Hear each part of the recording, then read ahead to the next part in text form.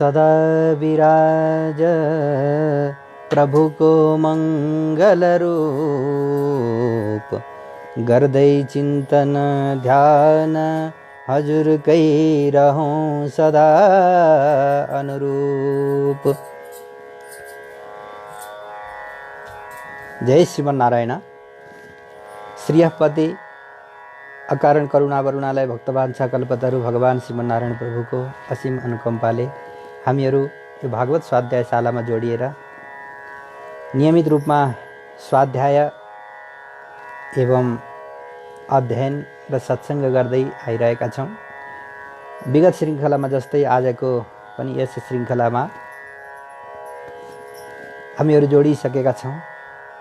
तृतीय स्कन्धमा विदुर मैत्रेय संवाद एवं भगवान श्री कपिलदेव र माता देवहूतिको पावन संवादले युक्त भएको यो सुमधुर प्रसङ्ग अहिले 31 अध्याय तृतीय स्कन्धको 31 अध्यायमा पुगेको छ। भगवान श्री कपिलदेव प्रभुले तत्त्वको उपदेश गर्दै गर्दै हितको उपदेश गरेर साधनाको उपदेश गरेर अनि वैराग्यका लागि पञ्चाग्नि विद्याको उपदेश गर्दै हुनुहुन्छ। वैराग्यको प्रसङ्ग कथा सुनाउँदै हुनुहुन्छ।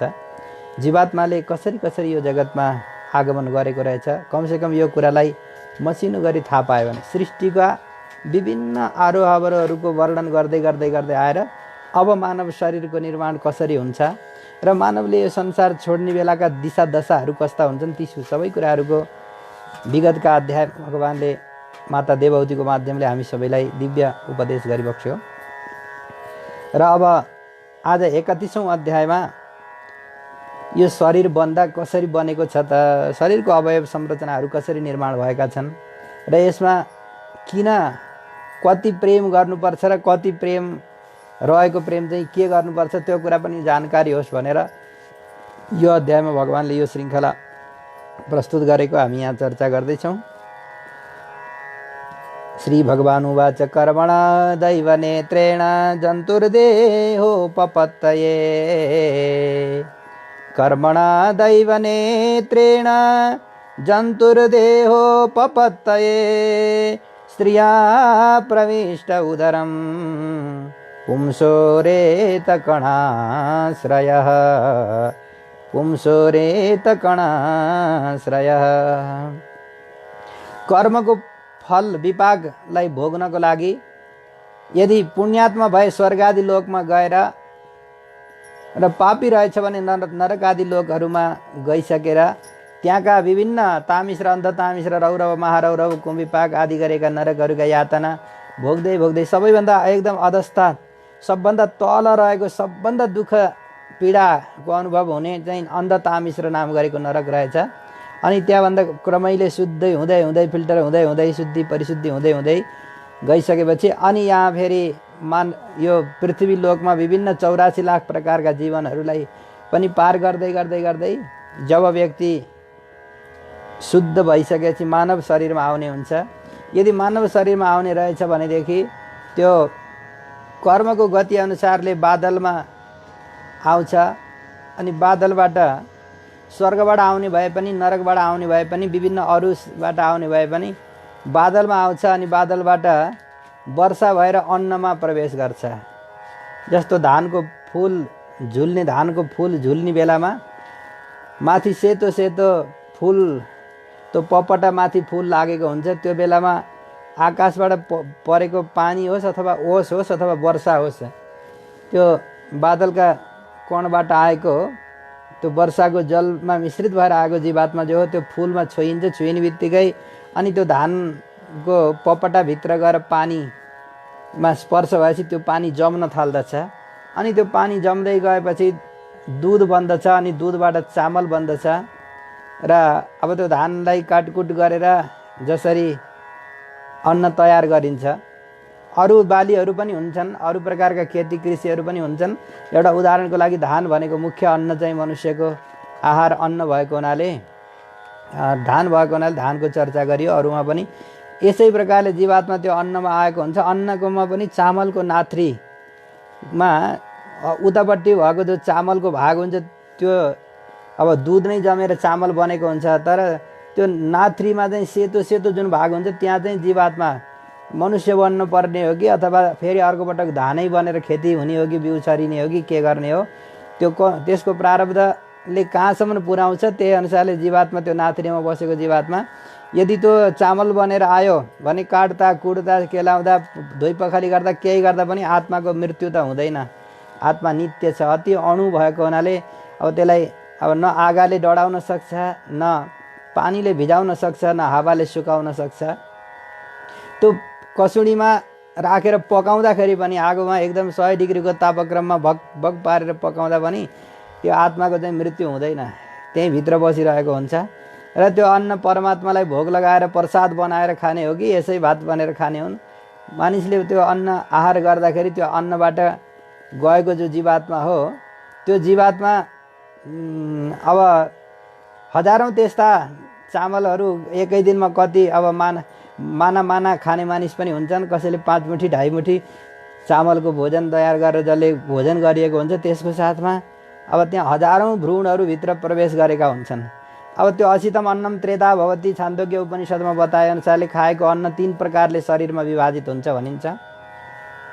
3 प्रकारले विभाजित भए मध्येमा जो स्थूल भाग हो त्यो चाहिँ अब मलमूत्र बनेर विसर्जित हुन्छ र त्यसपछिको जुन सूक्ष्म भाग हो त्यसले एक थरीले रगत बन्छ, अर्को थरीले शुक्र बन्दछ र त्यो बनेको शुक्र जो हो पुरुषको शरीरमा तयार भएको शुक्र अब स्त्रीको शरीरमा जब प्रवेश गर्दछ आर्तव अवस्थामा ऋतुकालको समय यथा समय पूर्ण भएपछि जब स्त्रीको शरीरमा प्रवेश गर्दछ अनि त्यहाँ उसले अर्को शरीर ग्रहण गर्न सुरु गर्छ। जीवात्माले मनुष्यको देह धारण गर्न सुरु हुन्छ, उपक्रम हुन्छ। त्यही कुरा भगवान् कपिलदेव बताउँदै भइबक्सिन्छ। हेर्नु, वैराग्यका लागि जान्न पर्ने हाम्रो शरीर कसरी बनेको रहेछ, शरीरको संरचना कसरी भएको रहेछ, त्यो कुरालाई भगवान्ले यसरी मसिनो पारेर यहाँ सम्झाउँदै भइबक्सिन्छ।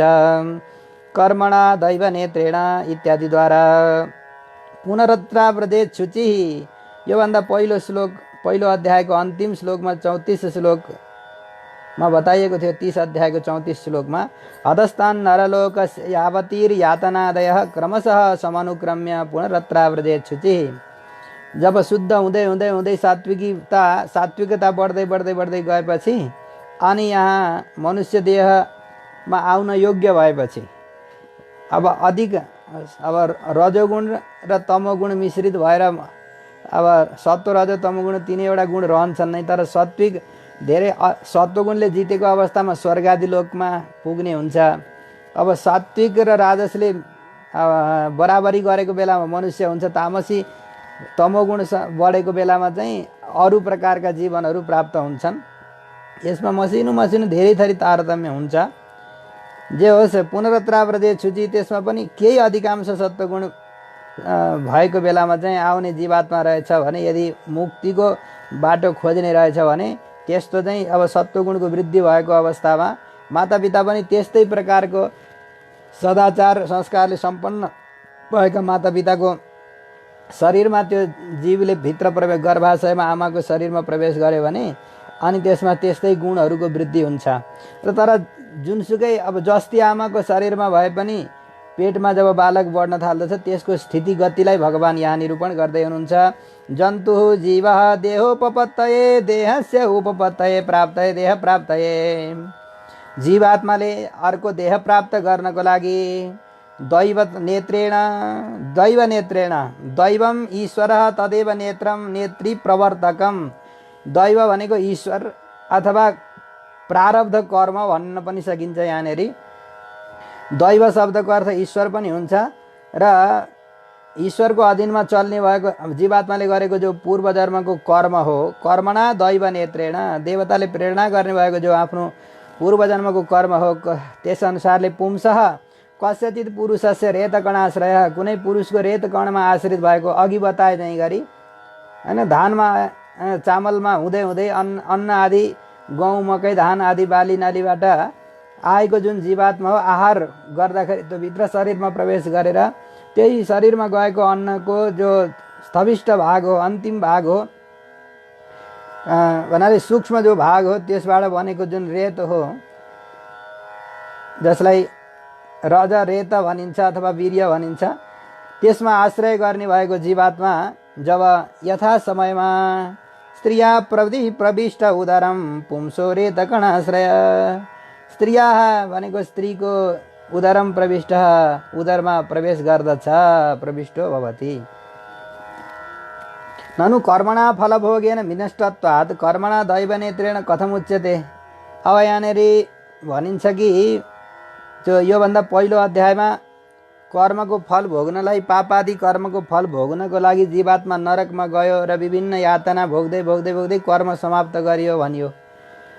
अनि फेरि अब यहाँ कर्मले फेरि मान्छे भएर जन्मिन्छ भनिन्छ। त्यो कति कर्म उता सकिन्छ र कति बाँकी रहन्छ भन्दाखेरि जति यहाँ आउनको लागि आवश्यक हुन्छ त्यति कर्म चाहिँ बाँकी रहेका हुन्छन्। अरू चाहिँ भोगेर स्वर्गमा जाने व्यक्तिले पुण्य रहेछ भने त्यो पुण्य पनि वहाँ भोग गर्नुपर्ने भोग्न मिल्ने जति भोगेर अनि रहेको जस्तो खान मिल्ने जति अन्नलाई हामीले त्यसलाई प्रयोग गरेर भोजन गरिन्छ र केही अन्न चाहिँ फेरि बिउ छर्नको लागि भनेर राखिएको हुन्छ नि।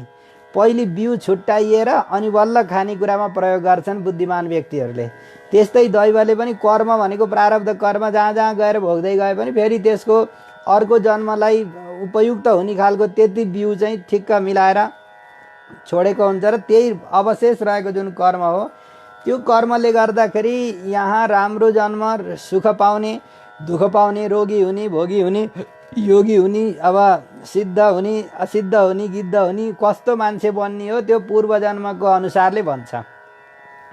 पूर्व जन्मको कर्मको अनुसारले भन्छ। त्यसलाई उपनिषदमा यसरी बताएको छ य रमणीयाचरणाः अभ्यासो हजते रमणीयां योनिम आपद्येरन् ब्राह्मण योनिम क्षत्रिय योनिम वैश्य योनिम बा हैन। जसले यहाँ रमणीय आचरण गरेका छन् हैन पूर्व जन्ममा सुन्दर आचरण गरेका व्यक्तिहरू स्वर्गादि लोकमा गएका छन् भने तिनीहरू यो मनुष्य लोकमा फेरि उहाँको पुण्य समाप्त भएर जन्मिन आउनु पर्दाखेरि उत्तम उत्तम स्थानमा जन्म लिन्छन्। जहाँ जन्मिँदैखेरि यो कर्मको भाग्यलाई त कर्मको लेखालाई त जसले पनि मान्नै परेको छ।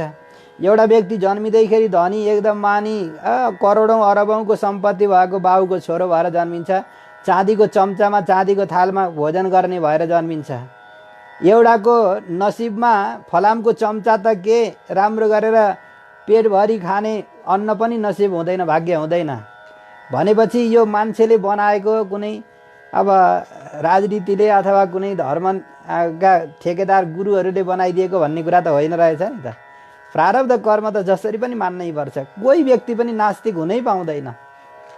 महानास्तिक महान अब कुतर्क गरेर ईश्वरको सत्तालाई स्वीकार नगर्ने मान्छेले पनि यो त मान्न परेकै छ कि कोही मानिस धनीका सन्तान भएर जन्मेका छन्। उनका नाउँमा जन्मिँदैखेरि गाडी हुन्छ घोडा हुन्छ घर हुन्छन् बङ्गलाहरू हुन्छन् नोकर चाकर हुन्छन्। ओ सलाम गर्ने व्यक्तिहरू जन्मिँदैखेरिबाट अब बर्थडे मनाउँदाखेरि कति करोडौँको खर्च गरिरहेका देखिन्छ तमासाहरू। अब कोही कोही मानिसहरूले बर्थडे मनाउने जस्तो के अब जन्ममा अब जीवनभरिमा त्यतिको उनीहरूले एक दिन लाएर फ्याँक्ने जस्ता कपडा एक दिन लाएर खाएर फ्याँक्ने जस्ता चिजहरू चाहिँ उनीहरूले जिन्दगीमा कतिले त देख्न पनि पाएका हुँदैनन्। गाउँ गाउँमा कुना काप्चामा गरिबको झोपडीमा जन्मेका व्यक्तिहरूलाई पेटभरि अन्न पनि भाग्य हुँदैन नसिब हुँदैन। तर कोही कोही धनीमानी मानिसहरूको घरमा जन्मिनेहरूलाई सबै कुरा पुगिसरी भएको हुन्छ। यसो हुनाले यो के हो भन्दाखेरि यो कर्मको खेला रहेछ कर्मको लेखा रहेछ कर्मको जोखा रहेछ र त्यो अनुसारले कोही एकदम उत्कृष्ट ठाउँमा जन्म लिन पाउँछन् कोही निकृष्ट योनिमा जन्मिन्छन्। यसैलाई उपनिषदले भनेको छ अत यह कपूयाचरणः अभ्यासो जत्ते कपूयाम योनिम आपद्येरन् स्वायोनिम स्वयोनिम शुकर योनिम चाण्डाल योनिम बा। जसले पूर्व जन्ममा त्यस्ता खालका कर्महरू गरेका थिए जन्मिँदैखेरि कोही लङ्गडा भएर कोही अन्धा भएर कोही लुला भएर कोही गरिब भएर कोही एकदम अब बाउ आमा पनि त्यस्तै दुःख दाखी गिट्टी कुटेर खान पर्ने त्यही पनि पकाउन लागो भाँडै घोप्टिएर भोकै बस्न पर्ने परिस्थिति पनि हुन्छ। त्यो भाग्यले नदिएपछि भएको हातमा परेको चिज पनि ठगिएर जान्छ। ठगिएको व्यक्ति ठगिँदै ठगिँदै जान्छ। यो के हो भन्दा आफूले गरेका कर्मको फल। त्यही भएर यो सत्सङ्ग गरेर जानेर बिउजेर जो मानिसहरू सङ्गतमा आउनुहुन्छ जसले आफ्नो आहार विहार सात्विकता आस्तिकतालाई बढाउँदै लानुहुन्छ भने यो चाहिँ एक्सचेन्ज गर्न मिल्ने मानव जीवन भनेको जागेर बिउजिएर थाहा पाएर जिन्दगीलाई आफ्नो बागडोरमा जान्ने मानिसले गाडी चलायो भने बाटमा अगाडि पनि नठोकी पछाडि पनि नठोकिने गरी गाडी चलाउँछ। ढङ्ग नभएकाले उतै एक्सिडेन्ट गर्छ, उतै लडाउँछ, गाडी झाडीमा लगेर फ्याँक्छ। त्यसो हुनाले यो सत्सङ्ग गर्न जान्न बिउजन जरुरी छ र शास्त्रले अगाडिको जन्म सपार्नको लागि यिनी प्रसङ्गहरू उल्लेख गर्नु परेको हो। र भगवान् भनिबक्सिन्छ आमा देवहूति माता, यो कपुय आचरण गरेका व्यक्तिहरूले कपुय योनिमा जन्म लिन्छन्। विभिन्न प्रकारका अब कोही कुकुर सुँगुर भएर जन्मेका छन्, अब ती पशुहरूमा पनि कोही गाई भएर जन्मेका छन् होइन। त्यो गाईको दुध पञ्चामृत बनेर देवताहरूको सेवामा पूजामा आराधनामा आयो भने त्यही गाईको जीवनबाट नै अघिल्लो जन्ममा फेरि अज्ञात सुकृत हुन्छ। अब कोही वनस्पति बनेर आएका जीवात्मा छन् भने ती वनस्पतिको फलहरू फुलहरू मन्दिरमा चढ्छ होइन, कहीँ साधु सन्त महात्माहरूको सेवामा आउँछ र त्यसले गर्दा अज्ञात सुकृत भएर पशुले थाबरहरूले पुण्य गर्दैनन् होइन, पशु थाबरहरूले पनि पुण्य गर्ने अवसर प्राप्त गरेका हुन्छन्। यो हालाकि यो हो कि अब जानेर ज्ञानले गर्नु र अज्ञानपूर्वक हुनु, अज्ञानपूर्वकको अज्ञात सुकृत त्यो दैवले देखेर भगवान्ले देखिदिएर हुने हो। तर ज्ञानले गरेको जो हुन्छ त्यो नै ज्ञानान मोक्ष अज्ञानात संसार भनेको छ। ज्ञानपूर्वक बुद्धिपूर्वक गरिएको चाहिँ 10औं गुणा बढी हुन्छ पुण्यको कुरा, र बुद्धि जानी अपराध गर्छ भने त्यो अपराधको पनि बढी नै फल मिल्छ। जस्तो अब बाघले गाई खायो भने त्यसलाई पाप लाग्छ कि धर्म लाग्छ? अन्त बडा विचित्रको कुरा छ कि एउटा भोको बाघले अब आहार खोज्दै गाई खोज्दै हरिण खोज्दै बाख्रो खोज्दै हिँडिरहेको छ। अब त्यसले चाहिँ बाँच्नको लागि कोसिस प्रयास गर्दैछ। हामीले बाघ मरोस् भन्ने कि गाई मरोस् बाख्रो बाछो मरोस् भन्दा सबैको प्रारब्ध जे छ त्यही अनुसारले हे भगवान् सबैको कल्याण गर भन्ने भन्दा बाहेक अरू केही भन्न जानिन्न। त्यसो हुनाले अब त्यही गोहत्या मनुष्यले गर्यो ज्ञानपूर्वक बुद्धिपूर्वक भने कत्रो गोवधको हत्या लाग्छ भनिन्छ। तर अब त्यो पशुहरूलाई लाग्यो भने पनि त्यसलाई कम्ती लाग्ने होला र त्यही अनुसारको जन्म पाएको छ उसले। मनुष्यले चाहिँ मनुष्य ज्ञान वन्दना ज्ञान अनुसारले कर्म गर्नुपर्ने, गरिएन जानिकन मान्छे बिग्रियो जानी खेती बिग्रियो कुनाकानी भने चाहिँ गरी गलत आचरण गरियो भने त्यसको फल भोग्न तयार पनि हुनु पर्यो। फेरि अर्को जन्ममा अहिले जे कर्म गरिएको छ त्यसको विपाक त मिल्छ, परिणाम त मिल्छ। त्यसरी यस्तो जन्ममा आउँछन् भनेर यहाँ विशेष विवरण आचार्यले दिइबक्सेको हुनाले यहाँ यति प्रस्तुति गरियो। अगाडि 2 नम्बरको श्लोकमा कललम त्वेकरात्रेण पञ्चरात्रेण बुधं दशाहेन तु करकन्दु पेशण्डं वा ततः परम्। कललम त्वेकरात्रेण जुन जीवात्मा पुरुषको शरीरबाट स्त्रीको शरीरमा प्रवेश गर्दछ, माताको शरीरमा प्रवेश गर्दछ, त्यो एक रातमा यस्तो हुन्छ कि अब दही जमाउने अवस्थामा पुगेको जस्तो दही जम्दै खटक्क जमेको हुन्छ त्यस्तै बन्छ। अनि क्रमैले परिणाम प्रकारम आह एक रात्रेण कललम रजोवीर्य मिलितम भवति। एक रातमा रज र वीर्य मिलेर डल्लो पर्दछ। पञ्चरात्रेण बुधबुधम, अब 5 रात्रिमा बुधबुध वर्तुल आकार गोलो आकार धारण गर्दछ। दशाएन तु करकन्दु, दशाएन भनेको 10 रात्रिमा बयरको फल जस्तै, करकन्दु भन्ने बयरको फल हो, बयरको फल जस्तै आकार सारो आकार ग्रहण गरिसकेको हुन्छ। परम दशाहादुपरि पेशी, 10 दिनभन्दा पछि 1 महिनाभित्र चाहिँ पेशी भनेको मांस पिण्डाकारम, चराचुरुङ्गीहरूको अन्डा जस्तो त्यो मांसको पिण्डको आकार त्यसले ग्रहण गरिसकेको हुन्छ। मासेन तु शिरोद्वाभ्याम बाहुङ्गाद्यङ्ग विग्रह नखलोमा श्रीचरमाणी लिङ्गछिद्रोध्वस्त्रिभिः। ततो मासेन तु शिरः, 1 महिनामा शिर बन्दछ र बाहुङ्गादि अङ्ग विग्रह, क्रमैले फेरि बाहु हात पलाउँदछन्, पखेटा चाहिँ गरी हात पलाउँदछन् अनि गोडा पलाउँदछन्। करचरणादिनाम विभाग, करचरण यो हात हो यो गोडा हो भन्ने थाहा पाउने लगभग अवयव बन्दै जान्छ। अवयवयुक्तो विग्रह देहो निष्पद्यते, यस्तो शरीर बन्दछ। त्रिभिः मासैः, 3 महिनामा नङहरू औँलामा नङहरू पलाइसकेका हुन्छन्, रौँहरू पलाइसकेका हुन्छन्, छाला तयार भइसकेको हुन्छ। अनि लिङ्ग छिद्रोद्भव स्त्रीभिः, 3 महिनामा पुरुष हो कि स्त्री हो भन्ने कुरा त्यो गर्भमा छुट्याउन योग्य भइसकेको हुन्छ। अक्षि श्रोत्र मुख नासिका शिश्न गुदादि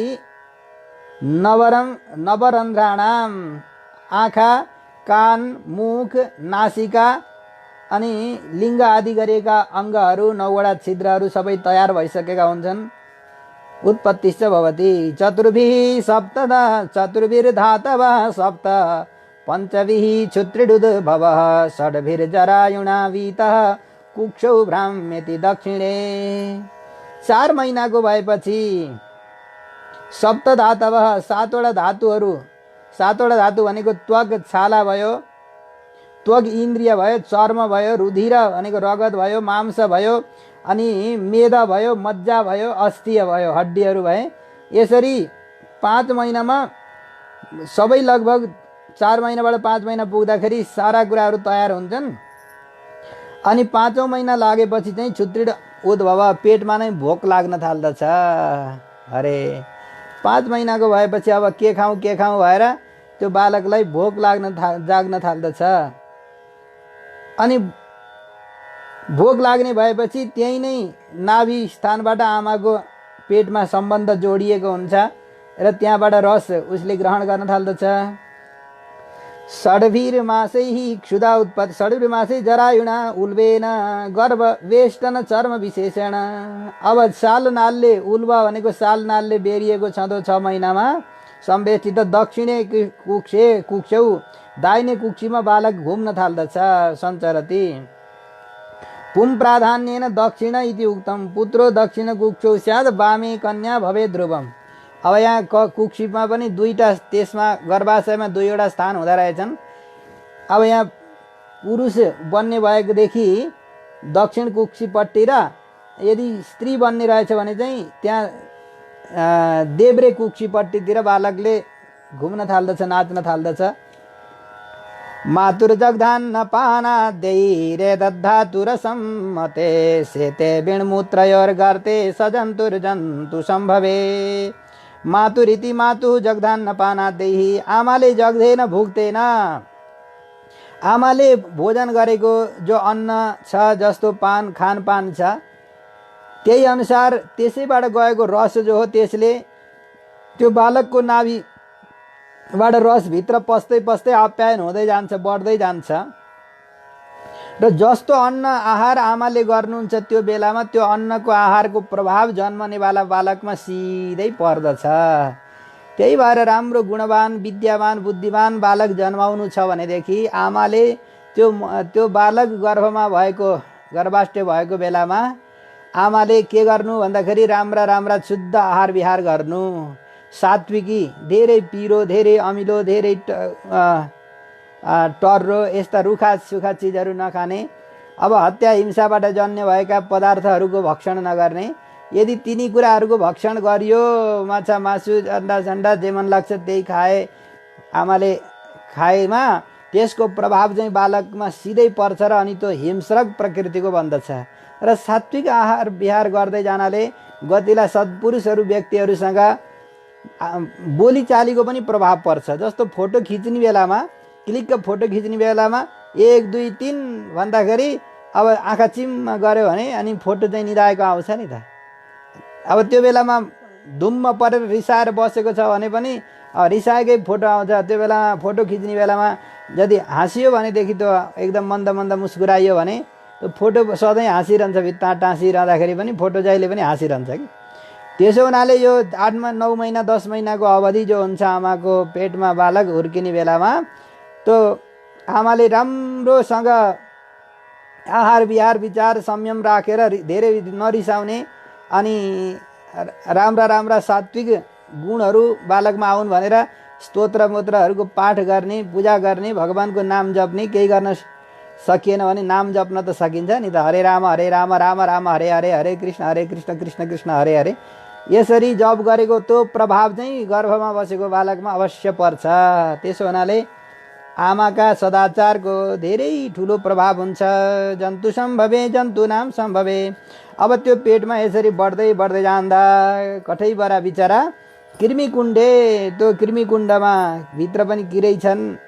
अब त्यो विणमूत्रयो गर्ते, विष्टा र मूत्रको गर्तमा गर्भे आमाको गर्भमा मातु उदरे सेते निवसति बस्छ। नाडी चाप्यायिनी नाम नाभ्याम तस्य निबध्यते स्त्रीणाम तथान्तः सुशिरे सा निबद्धोपजायते क्रमन्ते भुक्तपीतानि स्त्रीणाम गर्भोदरे तथा तैराप्यायित देहोसौ जन्तुर्वृद्धिमुपैति च। त्यो नाडी नाभिमा जोडिएको नसा आमाको शरीरमा आमाले खाएको ठुलो आन्त्रसित जोडिएको हुन्छ अनि त्यहाँबाट गएको रसले त्यो बालक यसरी बढ्ने भएको हुनाले यसको प्रभावको विषयमा बताइयो। भनिन्छ कृमिबीज छ त सर्वाङ्ग, त्यहाँभित्र कीटाणुहरू हुन्छन् नि त, तर अनुकूल कीटाणु भएको हुनाले त्यसलाई सहज रूपले अब पचाएको हुन्छ, शरीरले स्वीकार गरेको हुन्छ। तर त्यो गर्भमा आएको बालकलाई चाहिँ त्यहाँ बसेकाले यो हाम्रो शरीर हामीले खाने गरेको ठाउँमा यो अर्को को जात आयो भनेर त्यहाँभित्र बसेका कीटाणुहरूले चाहिँ कृमिहरूले त्यसलाई अब डस्न थाल्दछन्। त्यसलाई पहिले त हटाउन निकै प्रयास गर्छन् होइन, तर अब हटाउन नसके पनि त्यसलाई परेशानी चाहिँ गरिरहन्छन् भनेर यो 6 नम्बरको श्लोकमा भन्दै हुनुहुन्छ भगवान्। आमा यस्तो छ है कथा चाहिँ जान्न पर्ने रहस्यको कुरा कि कृमिबीज छ त सर्वाङ्गः सौकुमार्यात् प्रतिक्षणं मूर्छामाप्नोत्युरुक्लेश तत्रत्यैः क्षुधितैर्मुहुः। तत्रत्यैः गर्भस्थैः गर्भमा बसेका क्षुधितैः बुभुक्षितै भोका र प्यासा भएका अन्य प्रकारका कीटाणुहरूले कीटैः मुहुः बारम्बार पुनः पुनः क्षत सर्वाङ्ग क्षतानि स्वाद्यमानानि क्षतानि टोकेर डसेर, यहाँ बाहिर त मच्छरले टोकेको छर्लङ्ग थाहा हुन्छ होइन, राति सुतेको बेलामा लामखुट्टेले भुइँ भुइँ भुइँ भुइँ गर्दा बाहिर टोके जस्तै भित्र त्यहाँ पनि गर्भाशयमा भएका अरू प्रकारका कीटाणुहरूले त्यो गर्भमा भएको भ्रूण जीवलाई खुब टोक्दछन्। अवयवाः सौकुमार्यात् अत्यन्त कोमल अङ्ग छ, कोमलो छ शरीर, सबै जतासुकै दुख्ने। त्यो बेलाको वेदनालाई कठै कसले बुझ्ने। त्यही बेलामा आमाले नि तातो पिरो खाने, आमै त्यस्तो भएपछि कसको शरण जाने। त्यही भएर भगवानको दयालाई बिर्सन हुन्न। यति कष्ट सहेर त्यो गर्भमा भएको जो कष्ट हो त्यो गर्भवास समम दुःखम नभूतो न भविष्यति होइन, थैलाभित्र थैलो राखेको छ होइन। देयन्न देह विवरे अगाडि स्तुतिको प्रसङ्गमा पनि आउँछ। बडो कष्टपूर्वक त्यहाँ सास फेर्नु छैन बिचरा, कहीँ बाहिरको अरू केही देख्नु छैन, त्यही गर्भमा बढ्दै बढ्दै जानु पर्यो। बार बार त्यसरी कीटाणुहरू डस्दाखेरि आमाको बसाइ उठाइमा मिलेन, सुताइमा मिलेन, हिँडाइमा मिलेन भने पनि भित्रको बालकलाई अत्यन्त वेदना हुन्छ, कष्ट हुन्छ, साह्रै कष्ट हुन्छ। मूर्छा पर्छ बिचरा। अब रोएर कसले देख्छ र त्यो एक्लो ठाउँमा, कठै भन्ने कोही हुँदैन, धुरु धुरु रुँदा। कटुतीक्ष्णोष्ण लवण रुक्षाम्लादिभिरुल्बणैः मातृभुक्तैः उपस्पृष्टः सर्वाङ्गोत्थित वेदनः उल्बणैः दुःखदैः मातृभुक्तैः। उल्बणैः भनेको अत्यन्त एकदम तिता पिरा र तातो पिरो। मातृभुक्तै आमाले भोजन गरेको कटु तीक्ष्ण, कटु भनेको पिरो, कटु भनेको टर्रो अथवा तीक्ष्ण भनेको एकदम पिरो, उष्ण तातो, लवण भनेको क्षार नुन, रुक्ष रुखो यस्तो चिजहरूले पनि अब त्यहाँ अत्यन्त कष्ट भएको हुन्छ। कटुको चाहिँ मरिच भनिएको रहेछ यहाँ। त यस्ता चिजहरूले शरीरमा अत्यन्त वेदना भएको हुन्छ। उपस्पृष्टः संस्पृष्टः सर्वाङ्गेषु अङ्गेषु उत्थिता उत्पन्ना वेदना पीडा यशस। यस्तो अङ्ग अङ्गमा अत्यन्त वेदना भएको हुनाले, पीडा भएको हुनाले साह्रै दुखी हुन्छ। उल्बेन संवृतस्तस्मिन् अन्त्रैष भैराविवृतः आस्ते कृत्वा शिरः कुक्षौ भुग्न पृष्ठः शिरोधरः। बाहिर उल्बेन भनेको जरायुणा, जरा भनेको सालले बेरिएको छ। बेसमृत वैश्च मातुर अन्त्रै, अब त्यसको बाहिरबाट आमाको गर्भाशय जो हो नि हो त्यसले आवृत भएको छ। भुग्न पृष्ठ शिरोरुह, अब एकदम कक्रक्क परेर घुँडा र टाउको जोडेर बालक गर्भमा बसेको हुन्छ। नम्री बुझे यसो झुकेर डल्लो परेर मानु कपडा पटाएर बोरा पटाएर राख्या जस्तो शरीर छ बिचरा। मातृकोक्षो शिरकृत। अब त्यहीँ हात गोडा चटपटाउन कोसिस गर्छ। अब सायद कोही आमाहरूले पनि यो प्रसङ्ग सुनिरहनु भएको छ भने त्यो बेलामा बालकले कहिले लात्ती हानेको, हातगोडा चलाउन खोजेको, टाउका र लात्तीले गरेर बल गर्न खोजेको प्रष्ट थाहा हुन्छ कि यसरी शकुन्तै अकल्प स्वाङ्ग चेष्टायाम आफ्नो सम्पूर्ण अङ्ग चेष्टा गर्न नसकेर मानु शकुन्तैव पञ्जरे एउटा पिँजडाभित्र थुनेर राखेको चराले झैँ गरी यता ठुङ्न खोज्छ, उता निस्किन खोज्छ, उता बाहिर जान खोज्छ। बिचरा आफैलाई चोट मात्रै लाग्छ। अब के गर्न सकिन्छ र? अब यहाँ त्यस्तै अवस्थामा पनि कुनै कुनै जीवात्माका प्रति भगवानको परम दयाले 101 जन्मको ज्ञान हुन्छ। सबैलाई हुने होइन रहेछ त्यो ज्ञान पनि। यही कुरा 9 श्लोकमा अगाडि भगवान भन्दै हुनुहुन्छ, तत्र लब्ध स्मृतिर्दैवात् कर्म जन्म सतोद्भवं स्मरन् दीर्घ मनुच्छ्वासं शर्म किं नाम विन्दते। गर्भे दैवात् पूर्व कर्म वसाद भगवत संकल्पाद वा पूर्व जन्मको कर्म, त्यो कर्म अनुसार अथवा भगवानको संकल्पले भए पनि लब्ध स्मृति पूर्व जन्मको स्मरणलाई प्राप्त गरेर जन्म सतोद्भवम 100औं जन्ममा कमाएका आफूले गरेका कर्महरू, फलानु जन्ममा यस्तो कर्म गरेछु, फलाना समयमा फलाना दिनमा यस्तो कर्म गरेछु, आज त्यो कर्मको त्यो फल भोगेँ, त्यो कर्मको त्यो फल भोगेँ, आज गर्दै गर्दै यहाँ आइपुगेको रहेछु भनेर सम्झिन्छ। स्मरण दीर्घम चिरम अनुश्वासन लामो सास फेर्दै फेर्दै शर्म किम नाम, कतैबाट कसरी त्यहाँ सुख हुन सक्छ र गर्भमा बसेको बेलामा। शर्म किम नाम विन्दते लभते, अर्थात् नकिञ्चिदपि शर्म, त्यहाँ सुख त गर्भभित्र हुने कुरै भएन।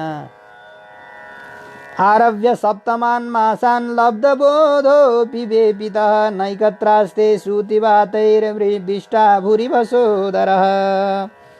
7औं महिना लागेपछि सप्तमान मासात् आरभ्य 7औं महिनाबाट आरम्भ गरेर लब्ध बोधोपि अलि यत्किञ्चित ज्ञान भइहाले पनि सञ्जात सुख दुःखानुभूति, अब त्यहाँ सुख र दुःखको अनुभूतिले गर्दा सुति हेतुबाटै वे पिता प्रसुति वायुले त्यहाँ थरथर थरथर पाकेको चलाइरहेको हुन्छ। समानोदर जात विष्टाभू, अब त्यही दिशा पिसाब त्यहीँ तयार हुन्छ, त्यही नै मान्छेको शरीर तयार भइरहेको छ भित्र। हरे दैव विष्टाभू रिव सोदर, मानु विष्टाको साथी दाजुभाइ जस्तो भएर जुम्ली जस्तो भएर त्यही दुःख पाउँदै बस्नु परेको हुन्छ। त्यही बेलामा पनि नाथ मानः 11 श्लोकमा भन्नुहुन्छ भगवान, नाथ मानः ऋषिरे भीतः सप्तभद्रे कृताञ्जलिः स्तुवि ततं विक्लवया वाचा येनो दरेर्पितः। यी सारा कुराहरूबाट गुज्रिँदै गुज्रिँदै हामीहरूले त्यो समय पार गरिसकेका हौँ। अहिले सम्झिँदाखेरि त्यस्तो पनि के भन्नुभएको होला गुरुजीले, त्यो विष्टासित सँगै बढेको हुर्केको भनेर। त्यो कसैले सङ्कोच मान्नु पर्ने कुरै होइन, यथार्थ ध्रुव सत्य कुरा हो। सबैले 3 दिन पार गरिएको छ। यो जिन्दगीबाट पार हुन सकिएन भगवानको भक्ति गरेर भने फेरि पनि त्यो घटना बेर लाग्दैन। अब त्यहाँ गर्भमा बसेको बालकले, शिशुले भगवानसँग यसरी प्रार्थना गर्छ, नाथ मानः उपतप्यमानः नाथ्री उपयाच्यायाम, नाथ्री धातुको प्रार्थना गर्ने भन्ने अर्थ हो। नाथ मानः उपतप्यमानः भगवत कृपाम याचमानः, भगवानको कृपाको याचना गर्दै गर्दै ऋषि दैवात प्राप्त अनेक जन्मबोध। अब ऋषि तुल्य भनेको त्यो बेलामा केही क्षणलाई भगवानले यस्तो ज्ञान दिनुभएको हुन्छ कि ऊ ऋषि जस्तो भएको हुन्छ, भ्रूण बराबर भयो। भ्रूण भन्ने ऋषिकै एउटा नाम विशेष हो। त यस्तो भ्रूण ऋषि तुल्य भएको भीत पुनर्गर्भवास भयाद, ओहो यस्तो जन्म, यस्तो दुःख, यस्तो गर्भको बास फेरि पनि पाउन पर्ने होला कि भनेर भीत डराउँदै डराउँदै सप्तभद्रे, सप्त धातुको बन्धनमा परेको छ त जीवात्मा। कृताञ्जलि, त्यहीँ भित्र कक्रक्क परेर घुँडाको भित्रबाट यसरी हात आएका हुन्छन्, ती हात जोडेर कृताञ्जलि कृत प्रणामाञ्जली हात जोडेर येन उदरे अर्पित, जसले पेटमा राखिदिएको छ, त्यस्तो पेटमा राख्नेवाला कर्मका साक्षी भएका भगवानलाई विक्लवया विह्वलया वाचा स्तुवित स्तौति, विक्लव वाणीद्वारा अत्यन्त दुखी भएर प्रार्थना गर्छ। अब यहाँ यो व्याख्याताहरू धेरै थरी विश्वनाथ चक्रवर्ती जस्ता ठुला ठुला भागवतका व्याख्याकार हुनुभयो, श्रीधराचार्य जस्ता व्याख्याकार हुनुभयो, धेरै थरी आचार्यहरूले धेरै थरी कुराहरू गर्नुभएको छ। होइन, यो साँच्चै यस्तो स्तुति गर्ने, यस्तो सामर्थ्य, यस्तो ज्ञान सबैमा हुन्छ कि कोही कोहीमा मात्रै हुने हो भन्दाखेरि अब यो चाहिँ सबैमा यस्तो खालको ज्ञान हुँदैन।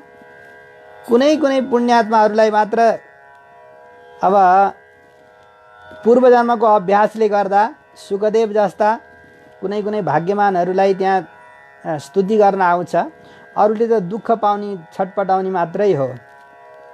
अतीत निर्देश जो जायमानम ही पुरुषम, जन्मने वाला व्यक्ति यदि पुण्यात्मा हुने रहेछ, यदि त्यो मुक्तिको बाटाको खोजी गर्नेवाला रहेछ भनेदेखि त्यस्ता व्यक्तिले भगवानको त्यहाँ स्तुति गर्छन्। नभए सबैलाई भगवानको स्तुति गर्न पनि, हरेक गर्भवासीहरूलाई सबैलाई त्यस्तो स्तुति गर्न पनि नहोला।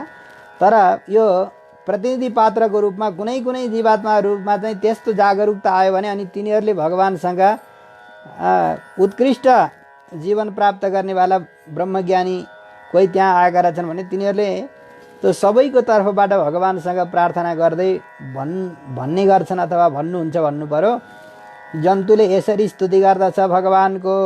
जन्तुरुवाच तस्य पसन्नमवितुं जगदीच्छयाता नानातनोर्भुवि चलच्चरणारविन्दम् सोऽहं व्रजामि शरणं ह्यकुतो भयं मे येनेदृशी गतिरदर्श्य सतोऽनुरूपा। अब स्तुति बताइँदैछ जीवात्माले कसरी भगवानसँग गर्भमा बसेको बेला प्रार्थना गर्दछ त भन्दा प्रभु येन प्रभुना असतः दुष्टस्य मे मम अनुरूपा योग्या ईदृशी गति गर्भवास रूपा गति फलम अदर्शी। जुन परमात्माले म असज्जन भएको दुष्ट बुद्धि भएको मलाई मेरो कर्मको फल अनुसारको यो गर्भमा जन्म गर्भवास रूपी जो गति फल प्रदान गर्नुभएको छ, हे प्रभु त्यस्ता हजुर त दयालु हुनुहुन्छ नि प्रभु। मैले यस्तो कर्म गरेको भए पनि अब त क्षमा गर्नुहोस् न प्रभु। उपसन्नम शरणागतम जगत अभितुम रक्षितुम इच्छया भक्तानुग्रह कातरया आत्ततनः। हे प्रभु हजुर त परम दयालु हुनुहुन्छ, दयाको कारणले नै आफ्ना शरणागतहरू भक्तहरूलाई रक्षा गर्नको लागि भिन्न भिन्न अवतार लिएर संसारमा हजुर पनि आउनु भएको छ प्रभु। आज यो दुःख पाउने यो गर्भमा बसेको छु, मलाई नाना प्रकटीकृत रामकृष्णादि लीलावतारश्च प्रकट हुनु भएर राम बनेर कहिले कृष्ण बनेर हजुरले पनि भिन्न भिन्न अवतार लिएर आइबक्सेको छ मेरो प्रभु। अकुतो भयम, जसको शरणमा आएपछि कुनै भय हुँदैन, शास्त्रले पनि भनेका छन् निर्भयम नाद्य गच्छन् अतस्व अभयं गतो भवति भनेर वेदहरूले भनेका छन् प्रभु। यसमा तत् सर्वतो अभयप्रदम, सबै प्रकारको भयबाट मुक्ति दिलाउने भएका हजुर। भूमि चलचरणारविन्दम, पृथ्वीमा अवतार लिने भएका हजुरको म शरणमा पर्दछु। शरणम व्रजामि, हजुर नै मेरो रक्षक हुनुहुन्छ भनेर भर पर्दछु, भर पर्ने रूपी शरणागति गर्दछु। नन्वैवं शरणागतम भगवान परित्यजति इति चेत सदाचार्यानुग्रहका भावात्। अब यदि सबैले भगवानको शरणागति गर्भमा यस्तै गरेर स्तुति गर्ने भएदेखि पछि जन्मेपछि किन नास्तिक हुन्छन् त फेरि भन्ने प्रश्न आउँछ। फेरि भगवान त शरणागत रक्षक हुनुहुन्छ नि त। भगवानले आफै स्वतन्त्र रूपले कसरी शरणागति गरेका छन् भने त्यो स्वतन्त्र शरणागति गर्नेको भगवानले हेर्न भ्याउनु पनि सक्नुहुन्छ, नभ्याउन पनि सक्नुहुन्छ। तर आचार्यलाई माध्यम बनाएर शरणागति कसैले गरेका छन् भने आचार्यले गरेको पुरस्कार सिफारिस जो हो नि त्यो भगवानले कुनै पनि हालतमा टाल्नुहुन्न। त्यही भएर वीर राघवाचार्य नाम गरेका महान व्याख्याता श्रीमद् भागवतका विशिष्टाद्वैत परक व्याख्याता आचार्य भइबक्स्यो। उहाँले यस्तो सुन्दर अर्थ दिइबक्स्यो यहाँ कि सदाचार्य अनुग्रह अभावात् पुरस्कार सान्निध्य अभावात् छ। पुरस्कार गरिदिने महालक्ष्मी जस्ता कोही पुरस्कार गरिदिनेवाला सिफारिस गरिदिनेवाला व्यक्ति नभएको हुनाले अथवा सदाचार्यले प्रार्थना नगरिदिएको हुनाले अब आफै डाइरेक्ट गर्दा त अपराधीले त मैले गल्ती गरेको होइन अथवा क्षमा गर्नुहोस् भन्छ नि त। कैदमा लाँदै गरेको अपराधीले पनि त रुन्छ कराउँछ के गर्छ, तर ती दण्ड दिने व्यक्तिहरूसँग व्यवस्थापकहरूसँग उनीहरूसँग रोएर कराएर केही हुनेवाला छैन। अब कहिले राष्ट्र प्रमुखले राजाले अथवा कसैले क्षमा गरिदिएदेखि त अपराधी पनि जेलबाट मुक्त होलान्, तर जेलरहरूले उसलाई क्षमा गर्नै मिल्दैन।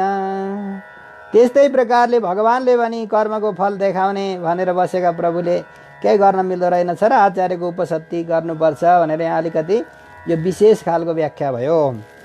यस्तत्र बद्धैव कर्मभिरावृतात्मा भूतेन्द्रियाशयमयीम् अवलम्ब्य मायाम् आस्ते विशुद्धमविकारमखण्डबोध मातप्यमान हृदये वसितं नमामि। आतप्यमान हृदये वसितं नमामि।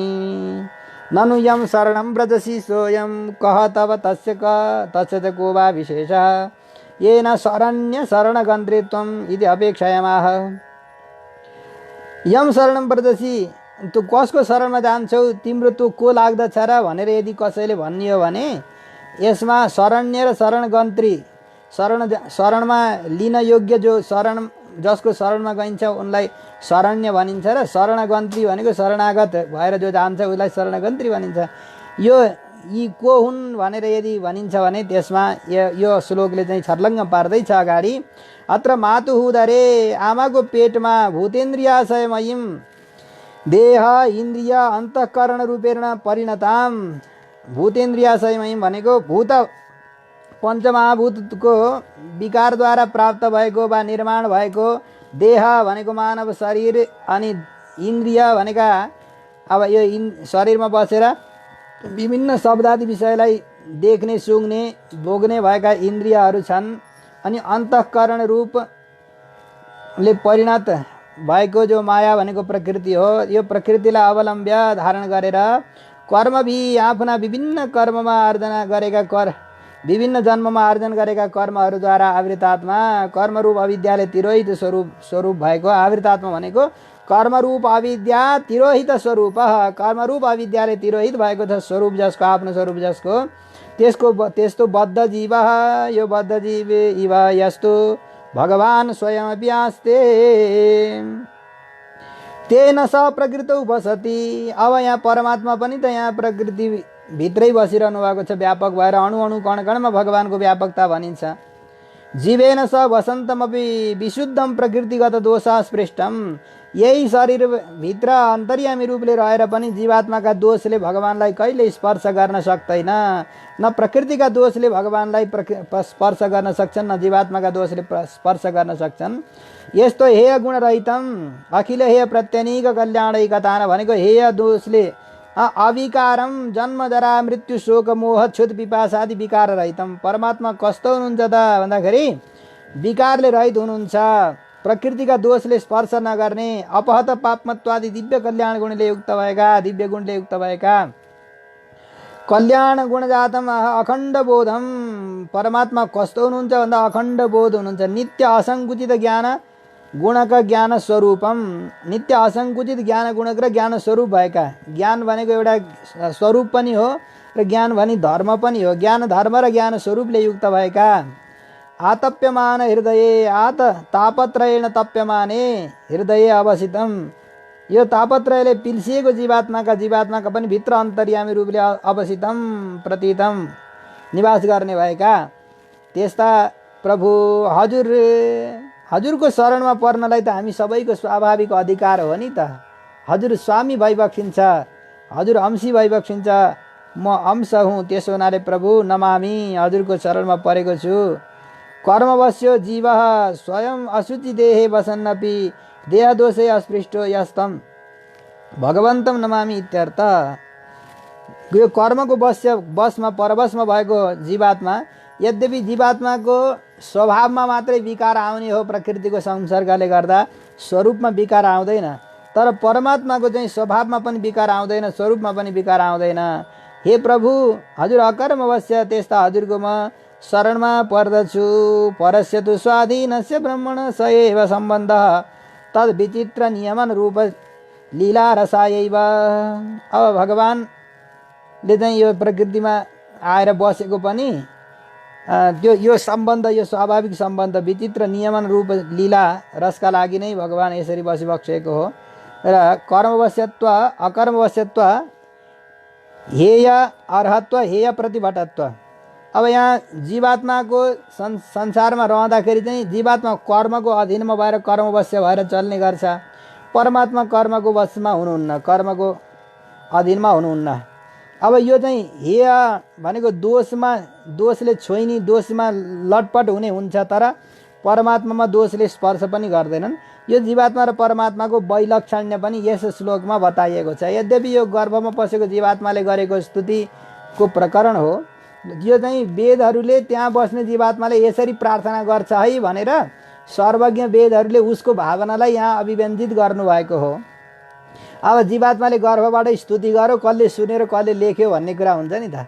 अब यी वेदहरू चाहिँ सर्वद्रष्टा वेदहरूले जीवात्माका भित्र बसेको वेदनालाई, यहाँ संवेदनालाई यसरी प्रकट गर्नुभएको छ। यो पुराण वाङ्मयको रूपमा यसरी आयो जीवात्माले गरेको स्तुति भनेर।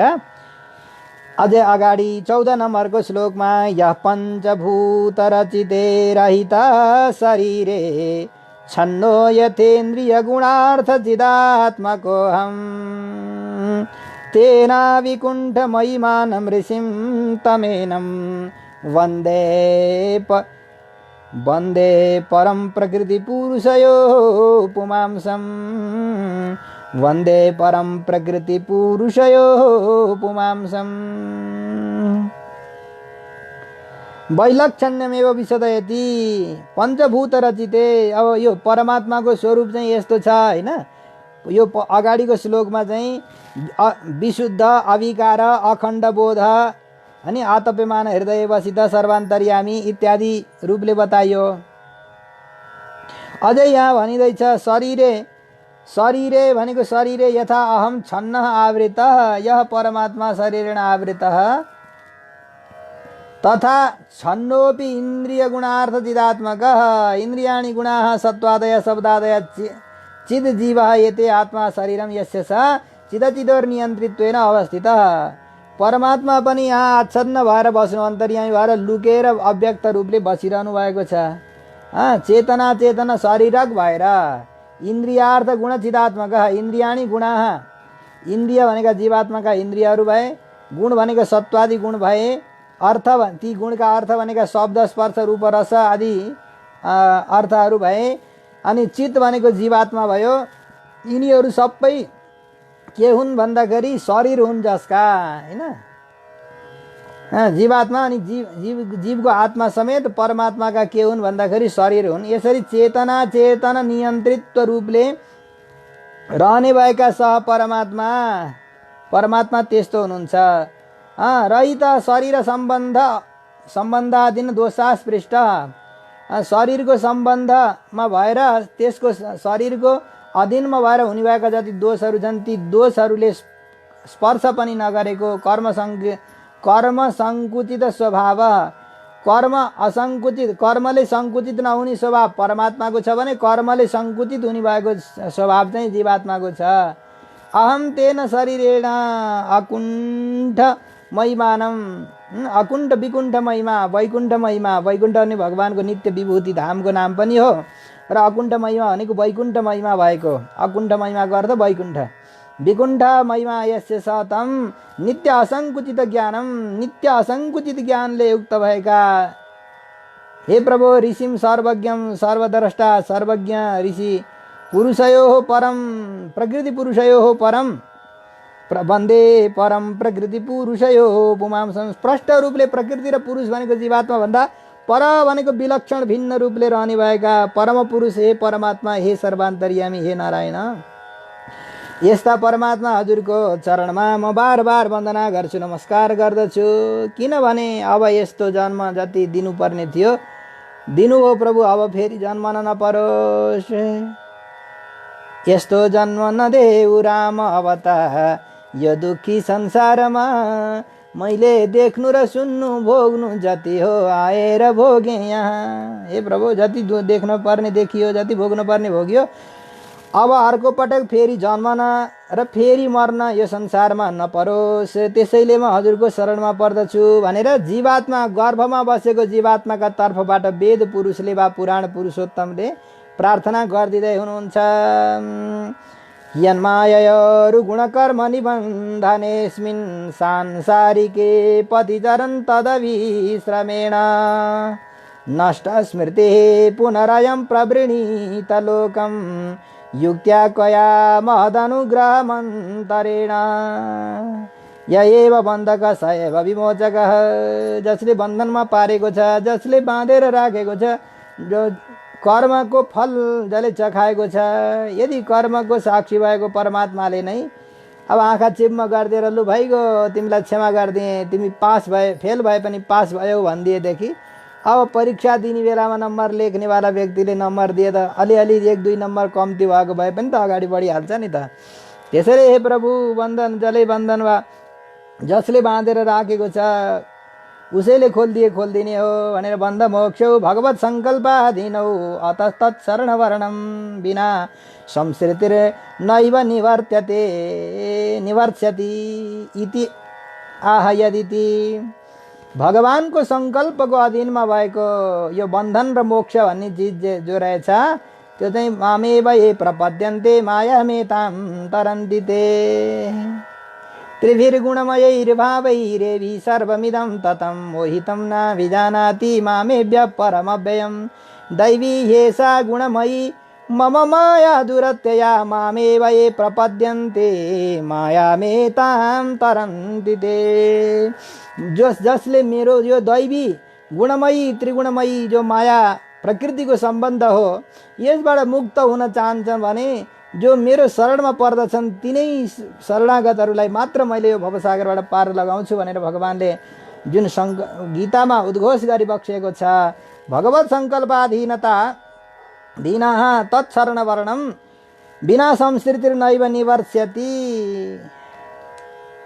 भगवत सङ्कल्पको अधीनमा भएको जो बन्धन र मोक्ष हो त्यो चाहिँ भगवानको शरणागतिको वर्णन नगरिकन यो संसारको संस्कृति चक्र जो हो त्यो छुट्दैन। त्यसैले अब अगाडि भन्दैछ यन्मायया यस्य परमात्मन माया सङ्कल्पः। यन्माया भगवानकी माया भनेको भगवानको सङ्कल्प। अनि जीव कर्मानुरूप परमेश्वर सङ्कल्पेन जीवात्माको कर्म अनुसार परमात्माले पनि कोहीलाई दुखी, कोहीलाई सुखी, कोहीलाई धनी, कोहीलाई गरिब, कोहीलाई कालो, कोहीलाई गोरो, कोहीलाई होचो, कोहीलाई अग्लो, यसरी पक्षपात गर्न मिल्दैन। कर्मको अधीनमा भएर परमात्माले सङ्कल्प गर्ने हो। उनीहरूले जस्तो कर्म गरेका छन् त्यही अनुसारको परमात्माको खटन पटन हुने हो। र जीवात्माको कर्मको अनुसार कर्मानुरूप परमेश्वर सङ्कल्पेन जीवात्माले गरेका कर्म अनुसार परमात्माको जो सङ्कल्प हुन्छ त्यस सङ्कल्पले अस्मिन् भनेको यस संसारमा उरु गुण कर्म निबन्धने उरुणी सत्यादि गुणनिमित्तानि कर्माणि नितराम बन्धनानि। उरु गुण कर्म निबन्धने, उरु भनेका धेरै सत्वगुण, रजोगुण, तमोगुण र तिनलाई निमित्त मानेर हुने भएका कर्महरू, ती कर्मबाट भएका बन्धनहरू, ती बन्धनका साधनहरू यस्मिन् सह तस्मिन् सांसारिके संसार सम्बन्धिनी यो संसारको सम्बन्ध, पथि प्रवृत्ति मार्गे यो बाटामा संसारको सम्बन्ध र त्यसको बाटोमा चरण यात्रा गर्दै गर्दै तदभिश्रमेण तन्मार्ग सञ्चारण श्रमेण जन्म मरण लक्षण संसार क्लेशेन जन्म र मरण लक्षण भएको संसारको क्लेशमा बार बार यो दुःख पाउने, घरिघरि जन्मने, घरिघरि मर्ने, घरिघरि दुःख पाउने गर्दा गर्दा बुद्धि भ्रष्ट भएको छ। नष्ट स्मृति, बुद्धि भ्रष्ट भएको छ। लुप्त जीवात्मा परमात्मा विवेक, म को हुँ भन्ने नै बिर्सिएर, आफ्नो स्वरूपलाई नै बिर्सिएर, म को हुँ, कहाँबाट आएको हुँ, कसको हुँ, किन आएको हुँ, के गरेर सुख मिल्छ, कसरी दुःख मिल्छ आदि सारा कुरा प्रश्न र उत्तर सबै बिर्सिएर नष्ट स्मृति लुप्त जीवात्मा परमात्मा विवेक अयम जीव यो जीव हे प्रभु महद अनुग्रहम महतः परमात्मन अनुग्रह निर्हेतुक कृपा मन्तरेण बिना भगवानको अनुग्रह भगवानको निर्हेतुक कृपा बिना कया युक्ता केन उपायन पुनः लोकम आविर्भूत गुणाष्टक स्वरूपम कुन चाहिँ उपायले त्यो लोक भनेको आविर्भूत आफ्नो वास्तविक स्वरूपलाई प्राप्त गर्ने हो, के उपाय छ र? कुनै पनि उपायले मुक्त हुन सक्दैन हजुरको कृपा बिना। हजुरको कृपा बिना यो भवसागरको घरिघरि जन्मने मर्ने चक्रबाट छुटेर हजुरको कृपा बिना हजुरको धाममा पुग्न सकिँदैन। त्यही कुरा यसरी विस्तरण गर्दै गर्दै अब 16 नम्बरको श्लोकमा तृतीय स्कन्धको 31 अध्यायको 16 नम्बरको श्लोक कि ज्ञानं यदेत ददधात् कतम सदेवः त्रैकालिकं स्थिरचरे स्वनुवर्तितां सह तं जीवकर्म पदवीमनुवर्तमानः तापत्रयोपशमनाय वयं भजेम। तापत्रयोपशमनाय वयं भजेम। ज्ञानद्वारा संस्कृति मोचक ईश्वर एव। अब ईश्वरको ज्ञान भयो, भगवत स्वरूपको ज्ञान भयो जीवात्मालाई भने त्यही ज्ञानले नै उहाँलाई छोडिदिएपछि गर्न केही पर्ने होइन। छोडिदिएपछि भगवानले यो संसारको बन्धनलाई छुटाइदिनुहुन्छ। यही कुरालाई यो 16 नम्बरको श्लोकमा बताइँदैछ। यदेतत् त्रैकालिकम, यो जो त्रैकालिकम भनेको त्रिकाल सम्बन्धी ज्ञानम, जीवात्मा परमात्मा यथार्थ ज्ञानम तम बिना। अब यो जीवात्मा र परमात्माका स्वरूपको यथार्थ ज्ञान प्राप्त नगरेसम्म कतम अदधात दद्यात् स्थिरचरेषु अचेतना चेतनेषु। स्थिर भनेको अचेतन र चर भनेको चेतन। यसरी अचेतन र चेतन स्थावर जङ्गमेषु अनुवर्तित अंश अन्तरात्मदया अंशभूतो जीव। यो स्थावर जङ्गमात्मक जति पनि स्थावर र जङ्गममा अंश रूपले रहेको जीवात्मा जो हो, त्यो जीवात्माका पनि भित्र बस्ने भएको अन्तर्यामी रूपले रहने भएका जो परमात्मा हुनुहुन्छ, दद्यात् नतु तदन्य कोपी समर्थ भगवान एव दद्यात्। भगवानले मात्र यो जीवलाई पार लगाउन सक्नुहुन्छ, कर्मको बन्धनबाट मुक्ति दिलाउन सक्नुहुन्छ, छुटाउन सक्नुहुन्छ। कर्म पदवीं जीव बन्धन रूपाणां कर्माणां पदवीं मार्गं परम्पराम् अनुवर्तमाना अनुसरन्तः वयं कर्म रूप अविद्या तिरोहित विवेकाः। यो कर्म पदवी भनेको जीवात्माले जन्म जन्मदेखि कमाएका कर्मका मार्गहरू परम्पराहरूमा अनुसरण गर्दै गर्दै हामीहरू कर्मरूप अविद्याले तिरोभित भएका विवेक, कर्मरूप अविद्याले विवेक भनेको ज्ञान ढाकिएको छ जसको त्यस्ता तापत्रयोपशमनाय, यो आध्यात्मिक आदि दैविक र आदि भौतिक 3 प्रकारको तापलाई कर्मानुसार प्राप्त आध्यात्मिक आदि ताप निवृत्तये, कर्मले प्राप्त गरेको आध्यात्मिक आदि 3 तापको निवृत्तिका लागि परमात्मानमेव भजेम शरणं ब्रजेम। हे प्रभु, हजुरकै शरणमा पर्दछौँ भनेको सबैको तर्फबाट भनेको प्रबुद्ध जीवात्मालाई प्रतिनिधि बनाएर पुराण वाङ्मय अथवा वेद पुरुषले जीवात्मालाई एउटा प्रतिनिधि पात्रको रूपमा गर्भमा बसेको शिशुलाई निमित्त बनाएर हामी सबैसम्म यो ज्ञान सञ्चार होस् भनेर यसरी सुनाउँदै हुनुहुन्छ, प्रार्थना गर्दै हुनुहुन्छ। त्यो गरेको कुरा भगवान कपिल देवले माता देवहूतिलाई सुनाइरहिबक्सेको छ।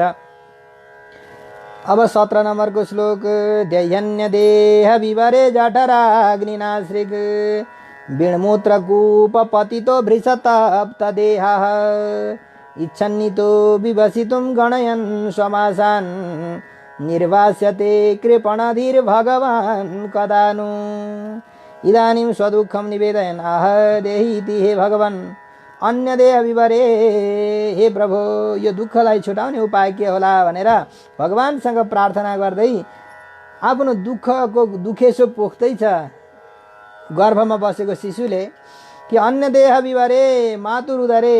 अब अर्को देहको विवर पुवालमा गर्भाशयमा मातु उदरे आमाको पेटमा यह अश्रिक विणमूत्रकूप, अश्रिक विणमूत्रकूप, अब यो विष्टा र पिसाब आदि श्लेष्मा आदिहरूले भरिएको यस शरीरभित्र पतितः जठराग्निमा, यस उदरमा गर्भाशयमा बसेर जठराग्निना ती आमाले खाएको पानी, काँचो पानी पनि उम्लिन्छ, तातो हुन्छ।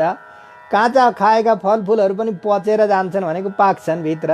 अनि त्यहाँ अग्नि रहेछ नि त, 100 डिग्रीको तापक्रम त्यहाँभित्र रहेछ। ती नजिकै त्यो बालक बस्दा कति तातो लागेको छ। जठराग्नि न भृषतप्त देह, जठराग्नि।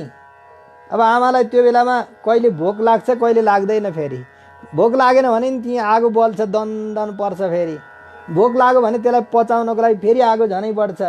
अनि यो तातोले तातिरहेको छ। प्रभु यस्तो तातोमा बसेर कृपणाधिनाधि अत्यन्त दुःखी बुद्धि भएको छ दो। इत यो गर्भबाट विवसितुम निर्गन्तुम, बाहिर निक्लनको लागि इच्छन चाहना गरेर पनि सामर्थ्य छैन आफै। समासान गणयन, अब बस्ने दिन महिना पल पल गन्दै गन्दै देही जीवात्मा जीवः वर्तते रहेको छ। स कदानु निर्वास्यते भवता निष्कास्यते। हे प्रभु कहिले बाहिर निकालिदिनु होला, कुन पलमा बाहिर निक्लेर ला अब सुखको सास फेरौँला। प्रभु यो दुःखको मुख देख्न नपर्ने गरी सुखको सास कसरी फेर्न सकिएला। येने दृशी गतिमसौ दशमाशैषः संग्राहितः पुरुदयेन भवादृशेन स्वेनैव तुष्यतु कृतेन सदीननाथः को नाम तत् प्रतिबिनाञ्जलिमस्य कुर्यात्।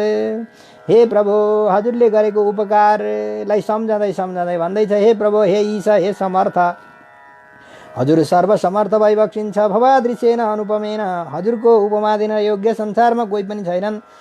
हजुर पुरुदयेन निरतिशय दयालु न, अतिशय दयालु हुनुहुन्छ हजुर। येन परमात्मना दशमास्य, यो 10 महिनासम्मको परिमित देह भएको जो शरीरमा म बसिरहेको छु, ईदृशम दुर्लभाम गतिम, यो बडो दुर्लभ गतिलाई पूर्व जन्म स्मरणादिकन्छ। दुर्लभाम गतिम भनेको ज्ञानम, यो अहिले ज्ञान प्राप्त भएको छ।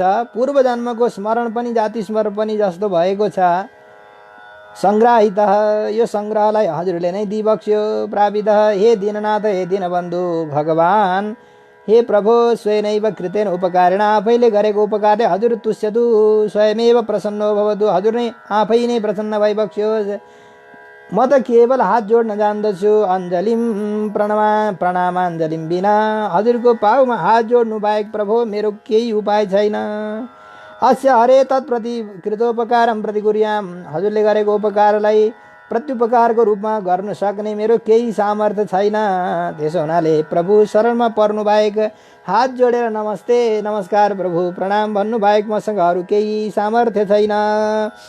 पश्यत्ययं धिषणया ननु सप्तवध्रीः शारीरके दम शरीर्यपर स्वदेहे यत् सृष्टया तमहं पुरुषं पुराणं पश्ये बहिरे हृदि च चैत्यमिव प्रतीतम् इमामेव भगवतो विवेकादि सम्पत्तिं विवेकी जन दृष्टान्तेन स्वस्मिन्नपि प्रार्थयते पश्यतीति। हे प्रभु, यही भगवानले दिएको जो विवेक आदि सम्पत्ति हो, विवेकी जनलाई दृष्टान्तको रूपमा बताउँदै आफूमा पनि घटाउँदै प्रार्थना गर्दछ। शारीरके शारीरः शरीरे भव शारीर जीव, होइन, शारीर के शारीरकः भनेको परमात्मा, शारीर भनेको जीव, शारीरक भनेको परमात्मा, तत्सम्बन्धिनी ईश्वराधिष्ठिते। हे प्रभु, हजुरभित्र बस्नु भएको छ।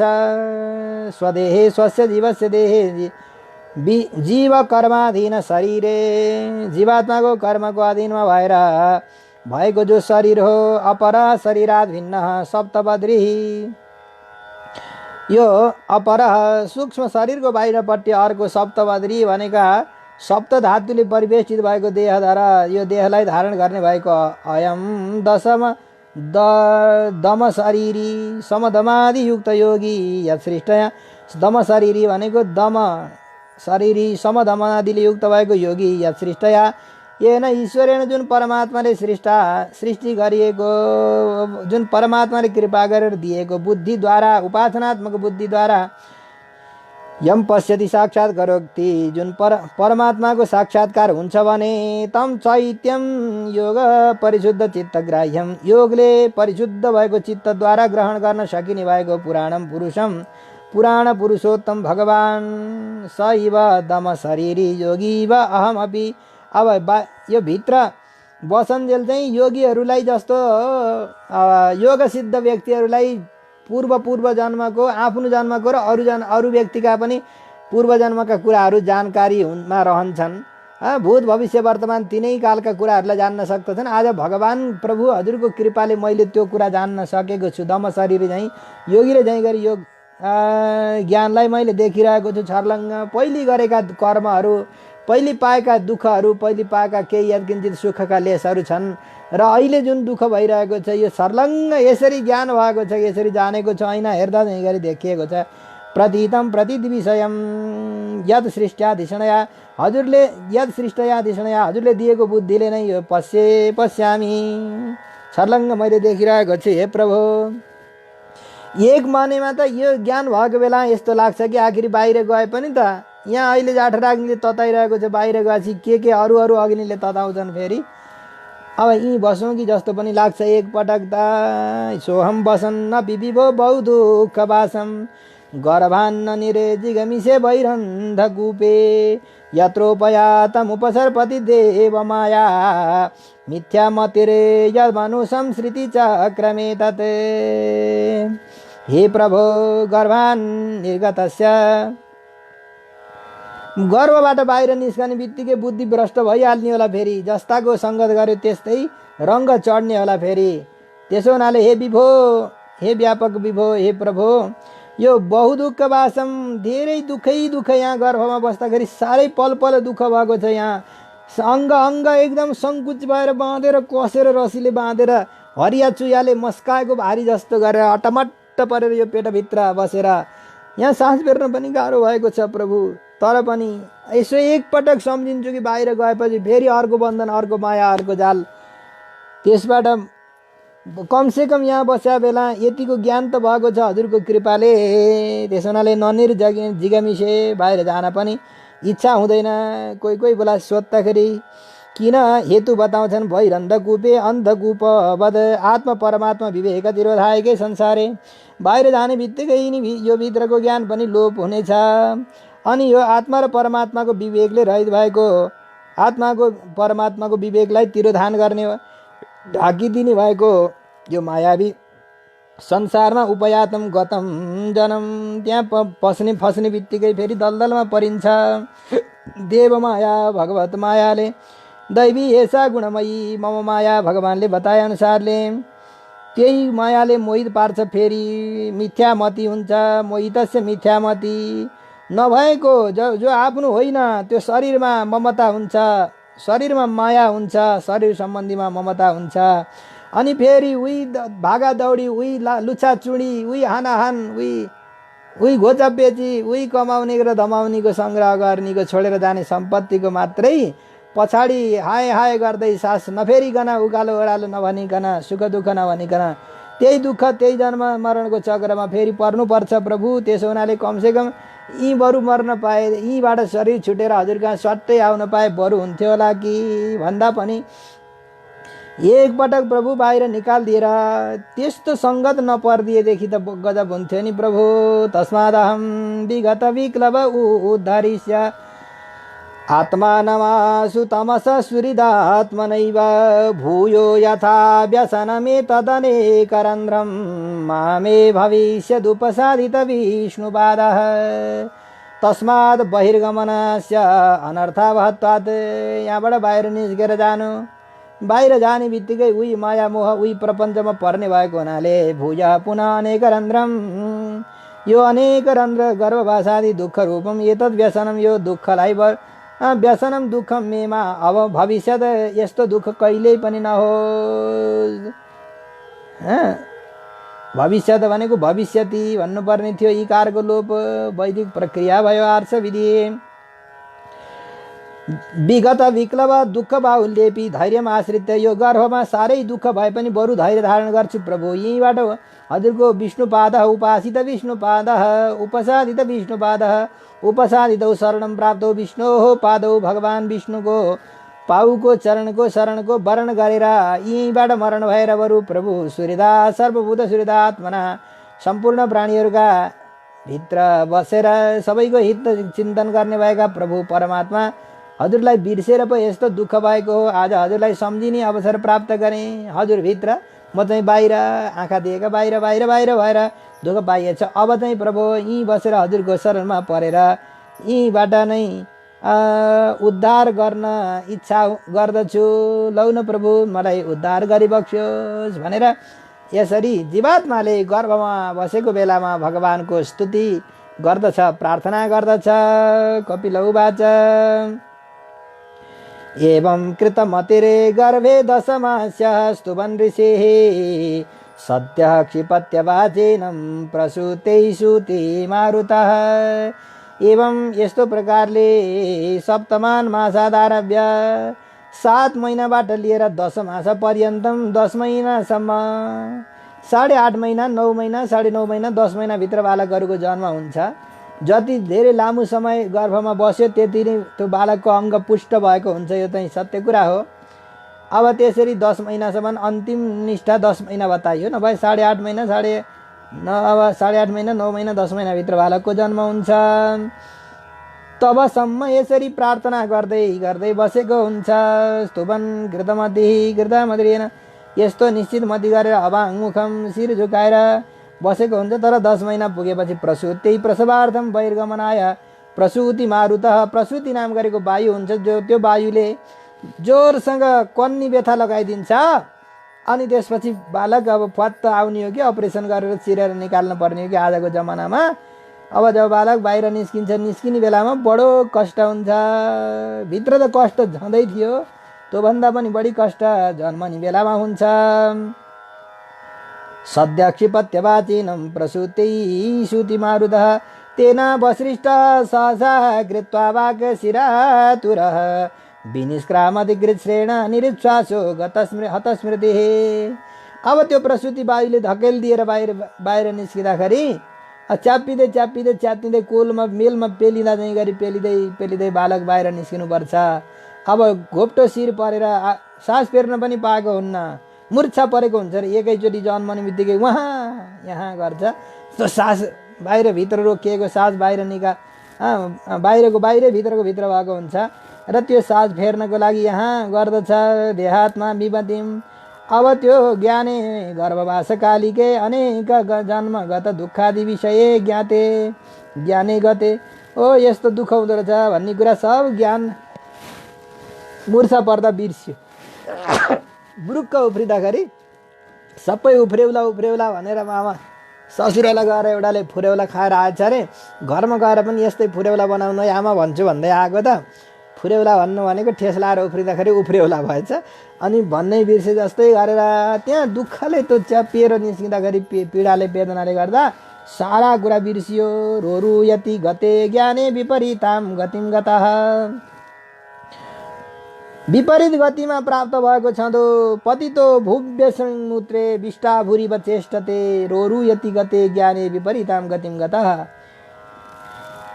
गर्भको ज्ञान नष्ट भयो, अब बाहिर आएपछि विपरीत दिशामा पुग्यो, अब रुन थाल्दछ।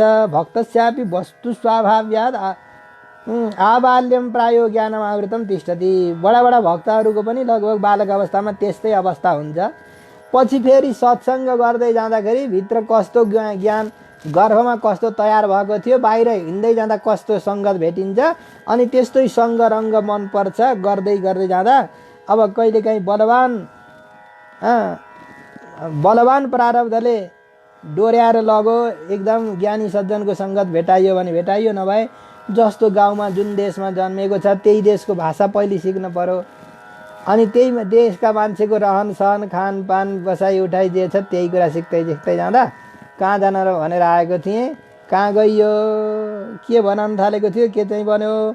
परछन्दम अभिदुषा पुष्यमाणो जानेन सह अनभिप्रेतमापन्न प्रत्याख्यातु मनीश्वरः।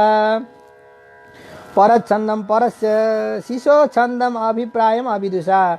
बालकको शिशुको अभिप्रायलाई नजान्ने भएका अजानता जनेन नजान्ने मानिसहरूले अब जे भए पनि रुनु पर्यो, रोएसी भोक लाग्यो होला नै भन्ने मात्रै थाहा हुन्छ आमाहरूलाई। बालक किन रोएको छ थाहा छैन। पुष्यमाण भ्रियमाण स शिशु अनभिप्रेतम। उसले पनि आफ्नो भाषा बुझ्न सक्ने भएको छैन। उसलाई आफ्नो भाषा बुझाउने सामर्थ्य भएका पनि यहाँ भएका कोही छैनन्। अब रोदने औषधम व्यथयातु अन्नम। अब अनपेक्षितम क्षुधया रोदने भोक लागेर रोएको छ। भोक लाएर रोगको छ, खुवाउनु पर्ने, अब यो औषधि गर्ने हो कि भनेर कहिले औषधि खुवाइदिने, कहिले औषधि खाने बेमार लाग्छ, भोक लाएर हो कि भनेर तीमाथि ठुसाको ठुसाइ गर्ने गरेपछि अनि भन्न पनि सक्दैन निराकार त प्रत्याख्यातुम अनिश्वर, निराकरण गर्न पनि सक्दैन, जस्तो छ त्यस्तै झेल्दै झेल्दै झेल्दै जानु पर्यो। अब ती सुतेको ठाउँमा पनि कतिले त अब पुरा अब स्याहार सुसार पनि पाउँछन्, कतिले स्याहार सुसार नपाउनेले ती दिसा पिसाब गर्यो बिचरा। साहितो असुचि पर्यङ्के जन्तु स्वेदज दूषिते निशकण्डु यनेङ्गानाम आसनोत्थान चेष्टने। जन्तु अब यो जानवर हो कि मानिस हो जस्तो केही थाहा नै छैन, त्यसैले जन्तु भनेको छ यहाँ। जन्तु भनेको बालक स्वेदज दूषिते, आफ्नो पसिना ती आएको छ, र्याल ती भएको छ, स्यान ती बगेको छ, मलमूत्र गरेको ती छ, ती मतकुण युकादिभिः दूषिते, त्यही मच्छरहरूले आएर भुइँ भुइँ पारिरहेका छन् होइन। अब यो ठुला ठुला विकसित देशमा त त्यस्तो हुँदैन भनौँ भने, झन् डाइपर हो कि के जति लगाइदिएर कति बेला बिहान कुन बेला बाट भित्र दिशा गरेको त्यही कटकट कटकट परेर बसेको। सहरिया जिन्दगीमा बालकलाई झनै समस्या, भित्र सर्दासम्म बाहिर फोहोर नदेखियोस् भनेर बाहिर निस्किन खोज्दा पनि त्यही टाँलो ठेडो राखेर बडो कठिन अरे हरे दैव। साहितः शयनम कारितः, जबरजस्ती त्यस्तै गरेर मलमूत्रसित सर्दै सर्दै बढ्दै जानुपर्ने। खण्डो याने अब कहीँ चिलाएको कराउन पनि सक्ने सामर्थ्य छैन, उठ्ने हिँड्ने चेष्टा गर्ने कति रहर हुन्छ बालकलाई, तर अनिशः समर्थ छैन। रोरुयति, रुने भन्दा बाहेक अरू उपाय केही छैन। तुदन्त्याम त्वसम दञ्चा मस दंसा मसका मत्कुणादय रुदन्तं विगत ज्ञानम कृमयः कृमिकम यथा। आम त्वचम, आम भनेको अत्यन्त कोमल कोमल मासुमा, कोमलो कोमलो शरीरमा, दम्सा भनेका उपियाँहरूले, मच्छरहरूले, डाँसहरूले, मशकहरूले, मतकुणहरूले गर्दा गर्दा उडुसहरूले समेत त्यहीँ डस्दछन्, टोक्दछन् अनि रोइरहेको हुन्छ। कृमि किराले किरै खाए जस्तो, कमिलाले गँडेउलो लतारे जस्तो गरेर त्यसको शरीरलाई पनि त्यहीँ टोकेर पीडित गरिरहेका हुन्छन्। यस्तो दुःख भोग्दै तेवं शैशवं भुक्त दुःखम पौगण्डमेव च अलब्धा भीप्सितो ज्ञानादिद्धमन्यु सुचारविदः। यसरी शैशव अवस्थामा दुःख भोग्दै, पौगण्ड अवस्थाको दुःख भोग्दै भनेअनुसारको कुरालाई प्राप्त नगरेर कहिले रिस उठ्छ, फेरि कहिले शोक लाग्दछ। अनि सदेहेन मानेन वर्तमानेन मन्युना करोति विग्रहम कामी कामी सन्ताय चात्मनः। अब कामी पुरुष यौवन आदिमा अत्यन्त दुःख हुन्छ, फेरि विषयको सङ्ग्रह गर्दै गर्दै गयो अनि वर्तमानेन मानेन, अभिमान पनि बढ्दै जान्छ, क्रोध पनि बढ्दै जान्छ। अभिमानले पनि आफैलाई दुःख दिने हो, क्रोधले पनि रिसले पनि आफैलाई दुःख दिने हो, थाहा छैन। मैले अर्कामाथि रिसाएर भड्याङ भुडुङ गरेर लात्ती हान्ने, अब भित्तोमा गएर बजार्ने मुडको एउटा व्यक्तिसँग रिस उठेर गएर टाउको भित्ता ठोक्दाखेरि दुःख कसलाई भयो है? दुःख कसलाई? दुःख त आफैलाई भयो। क्रोधले पनि दुःख दिने आफैलाई हो, कहिलेकाहीँ अरूलाई पनि दुःख दिन्छ। कामले पनि आफैलाई दुःख दिने हो, क्रोधले पनि आफैलाई दुःख दिने हो। यसरी दुःखी हुँदै हुँदै विग्रहम अनि झै झगडा गर्दै, लडाइँ गर्दै, वैरभाव गर्दै गर्दै नरकादागतो विद्याधन रहिते कुले जायते। अब नरकबाट आएको रहेछ भने ज्ञान पनि नहुने अनि धन पनि नहुने कुलमा जन्मिन पुग्छ कि।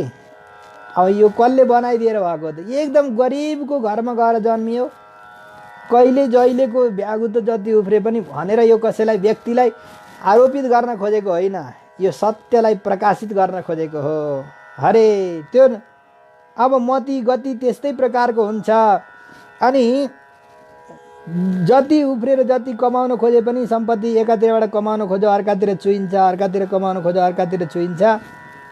सङ्ग्रह गरेको चिजको भोग गर्न नपाइकन, प्रयोग गर्न नपाइकन मर्ने दिन आउँछ। यो सबै के हो? कर्मको फल हो। भूतैः पञ्चभिरारब्धे देहे देह्य बुधो सकृत अहम ममेत्य सद्ग्राह करोति कुमतिर्मतिम।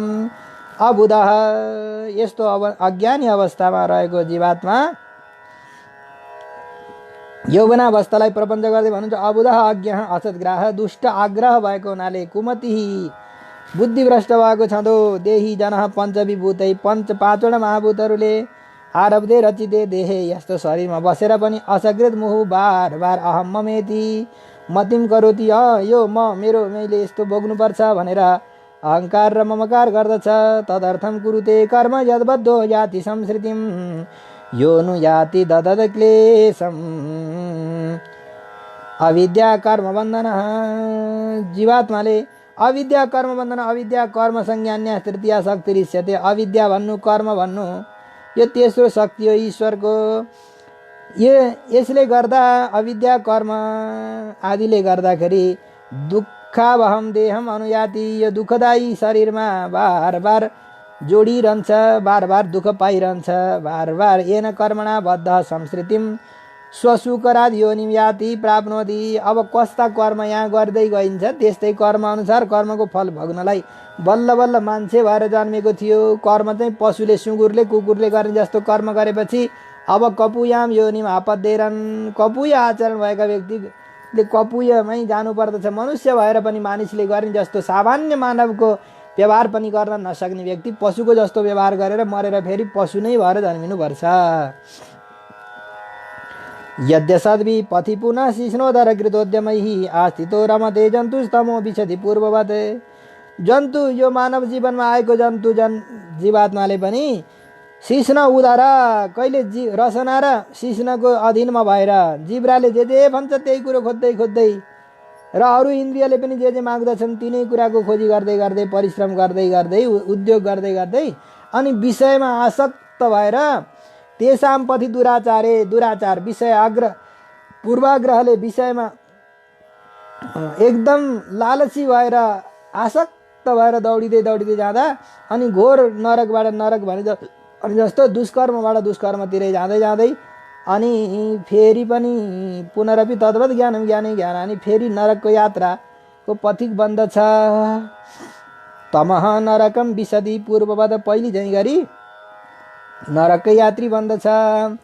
सत्यम शौचम दया मौनम बुद्धि श्री यशः क्षमा समोदमो भगस्येति यत्सङ्गाद्याति संक्षयम। अब सत्यको पालन गर्नु, शौच भनेको पवित्र भएर रहनु, यथार्थ भाषण, सत्य भनेको यथार्थ बोल्नु, अनि शौच भनेको शुद्ध भएर रहनु, दया भनेको स्वार्थ निरपेक्ष निस्वार्थ रूपले अरू परोपकारको काम गर्नु, मौनम भनेको वृथालाप वर्जनम अनावश्यक कुरा नबोल्ने, बुद्धि भनेको भगवत विषयमा मति लगाउने, श्री भनेको धन, ह्री भनेको अकार्यकरणमा लाज हुनुलाई ह्री लज्जा भनिन्छ कि नगर्ने कुरा गर्न लाज मान्नु त्यसलाई ह्री भनिन्छ। र यश भनेको कीर्ति, क्षमा सहिष्णुता, सम बाह्य इन्द्रिय निग्रह, दम मनलाई निग्रह गर्नु, भग भनेको वैभवलाई प्राप्त गर्नु। यी सब कुराहरू संक्षयम याति, सब नाश हुन्छन् दुर्जनको सङ्गतले गर्दा।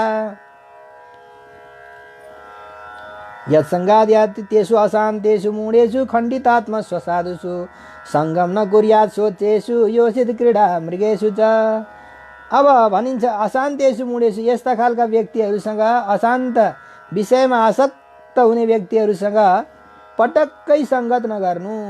मूढेषु शास्त्र ज्ञान रहितेषु, शास्त्रको ज्ञानले रहित भएका व्यक्तिसँगको सहवास बसा उठी गर्न थालेपछि त बुद्धि भ्रष्ट भइहाल्छ। शास्त्र ज्ञानले युक्त भएका व्यक्तिको सङ्गत गर्नुपर्छ।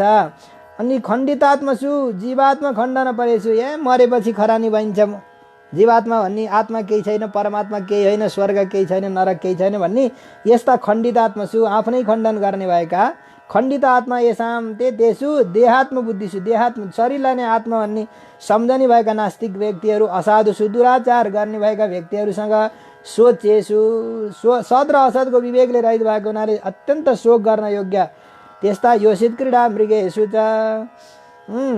दुर्जन नारीहरूको सङ्गतमा परेर फसेका बाँदर जस्तो स्वभाव भएका मनुष्यहरूको सङ्गत पटक्कै नगर्नु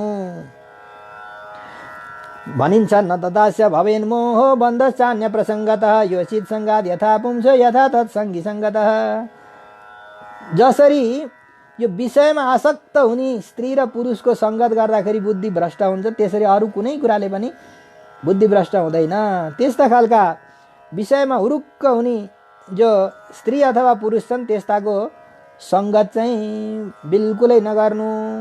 यसबाट मोह के हुन्छ, त्यस्ताको सङ्गत गर्नाले मोह हुन्छ भनेको हृन्मूढता, हृदयमा मूढता आरूढ हुन्छ, मूढता प्राप्त हुन्छ। अनि त्यसैले बन्ध भनेको कर्मको बन्धन हुन्छ। अन्य प्रसङ्ग अरू प्रसङ्गले त त्यस्तो हुँदैन। त्यसो हुनाले विषयी पुरुष र विषयी स्त्रीहरूको सङ्गत जसले खाली कमाना खाना पाइखानाको मात्रै बढावा गर्छन् र महत्त्व गर्छन् त्यस्ता व्यक्तिको सङ्गत नगर्ने। प्रजापति स्वाम दुहितरम दृष्ट्वा तदरूपधर्षितः रोहित भूताम स्वन्वधावद ऋक्षरूपी हतत्रपः। योषित सङ्गस्य अनर्थत्वम विशदयति। यसैलाई यही सङ्गलाई विस्तार गर्दै भन्नुहुन्छ प्रजापति ब्रह्माजीले पनि आफ्नै स्वामदुहितरम आफ्नै छोरीलाई देखेर आसक्त हुनुभयो। यो प्रकृतिको शरीर जो हो नि, नारीको शरीर अत्यन्त कोमल सुन्दर बनाएको हुनाले सायद विपरीत लिङ्गीप्रति आसक्त हुनु यो प्रकृतिको धर्म पनि होला।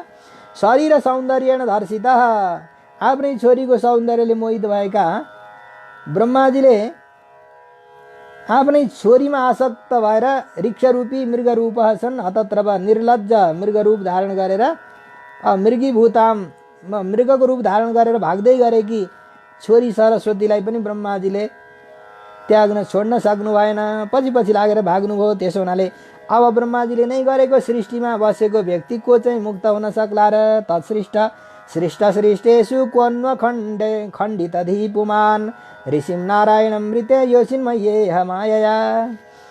अब ब्रह्माजी आफै आफ्नै छोरीमा मोहित हुनुहुन्छ भने अरू मनुष्यहरूको त के कुरा गर्नु? ब्रह्माजीले सृष्टि गरेका मरिच्यादिहरूको कुरै छोड्नु। सृष्टाः कश्यपादयः सुरासुर नरादय, देवता हुन्, मनुष्य हुन्, असुर हुन्, जोसुकै हुन्, भगवानको सृष्टिमा भगवान नारायण भनेको नर नारायण बद्रिकाश्रमवासी नारायण ऋषिलाई छोडेर अब योसिन मैया यो शीतको शरीरमा आकर्षित नहुने कोही पनि पुरुष पाउन बडा दुर्लभ छ।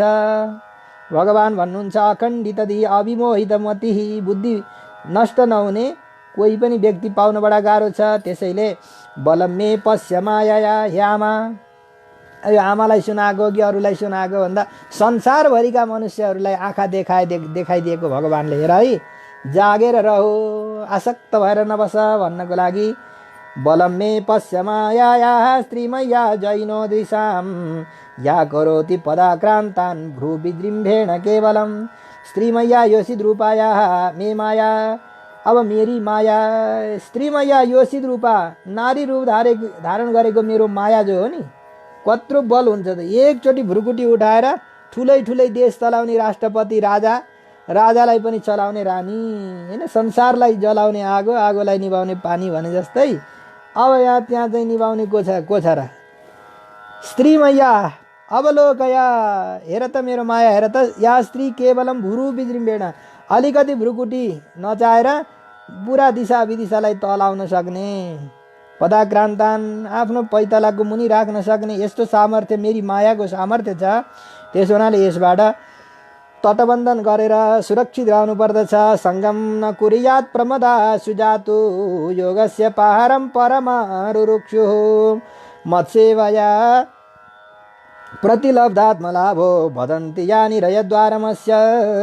अतः योगस्य भक्तियोगस्य परम, भक्तियोगमा पारङ्गत हुन चाहने भएका व्यक्तिले स्त्री होस् अथवा पुरुष होस् एक अर्काका प्रति आकर्षित नभएर जसले आफ्नो योगको पराकाष्ठालाई प्राप्त गर्न चाहन्छन् भने प्रतिलब्धात्मबोधः प्राप्त प्रकृति विलक्षण आत्मज्ञान, प्रकृति विलक्षण आत्मज्ञान, प्रकृतिभन्दा विलक्षण आत्मा भनेको ज्ञान र आनन्द स्वरूप परमात्माको अंश आत्मा हो भन्ने कुरा जसलाई ज्ञान हुन्छ भने त्यस्ता व्यक्तिहरूले यो शरीरधारीहरूसँग आसक्त हुनु हुँदैन। मुमुक्षो निरयद्वारम, विषयमा हुरुक्क हुने स्त्री र पुरुष दुवैको लागि दुवैको सङ्गत नरकको द्वार हो भनेर मुनिहरूले भन्नुहुन्छ। योपयाति शनैरे माया योषिदेव विनिर्मिता तामीक्षेतात्मनो मृत्युम तृणैकूपमिवामृतम। यो भगवानले निर्माण गरेको देवरचिता योषित रूप धारण गरेको जो माया हो, शनैहि परिचर्यादि मिचेण, परिचर्यादिको बहाना गरेर भगवानकी माया नजिक आएको यो कुवाले घाँसले छोपिएको कुवा जस्तै हो भनेर बुझ्न पर्छ र यसमा फस्न हुँदैन, आसक्त हुन हुँदैन।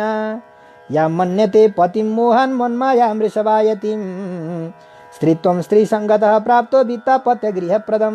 जुन पुरुषले ओहो कति राम्री सुन्दरी स्त्री भनेर स्त्रीप्रति आकर्षित हुन्छन् र अथवा जुन स्त्रीहरू मेरो मलाई घर दिने सम्पत्ति दिने सन्तान दिने भनेर सर्वस्व सम्झेका हुन्छन् पुरुषलाई, त्यो पुरुष पनि नरकको द्वार हो, स्त्री पनि नरकको द्वार हो। यहाँ आसक्ति भयो भने, तर भक्ति भयो भने फेरि यो उद्धार हुने मुक्तिको द्वार पनि बन्न सक्दछ। मुक्ति कामाम स्त्रियम प्रत्याह स्त्री संगतः पूर्व जन्मनि मरण समय स्त्री ध्यानेन स्त्रीत्वम प्राप्त। अब जुन पुरुषले पूर्व जन्ममा अब नारीमा आसक्त भएर स्त्रीको शरीरमा आकर्षित भएर मरेको छ भने अहिलेको जन्ममा त्यही पुरुष चाहिँ स्त्री भएर जन्मेको हुन्छ। अहिले जो पुरुषमा हुरुक्क भएर मर्छन् तिनी अर्को जन्ममा स्त्री हुन्छन्। त्यसो हुनाले यो नौटङ्कीबाट बच्ने हो भने यसको भेद, यसको चाबी, यसको रहस्यलाई बुझ्नुपर्छ। पूर्व जन्मनि मरण समय स्त्री ध्यानेन स्त्रीत्वम प्राप्त। पूर्व जन्ममा स्त्रीको ध्यान गरेर मरेको व्यक्ति स्त्री नै हुन्छ र पुरुषको ध्यान गर्दै पुरुषमा आकर्षित भएर मरेकी स्त्री चाहिँ पुरुष भएर जन्मिन्छन्। यसो हुनाले प्राप्त जीव ऋषभायतिम ऋषभाणाम ऋषभ भायमाणाम भनेको पुरुष बद आचरन्तिम, कोही पुरुष जस्तो बनेर ओहो मेरो श्रीमान भन्यो, मेरो के जति भन्यो, आखिरी त्यो भगवानकै माया हो। पुरुष भने पनि स्त्री भने पनि सबै भगवानकै माया हुन्। मेरो मायालाई जान्ने व्यक्तिले शरीरको आकर्षणलाई नदेखेर आत्माको दिव्यतालाई देख्नुपर्छ। तामात्मनो बिजानीयात् पत्य पत्य गृहात्मकं दैवोपसादितं मृत्युं मृगयोर्गायनं यथा। मृगयोः गायनम यथा।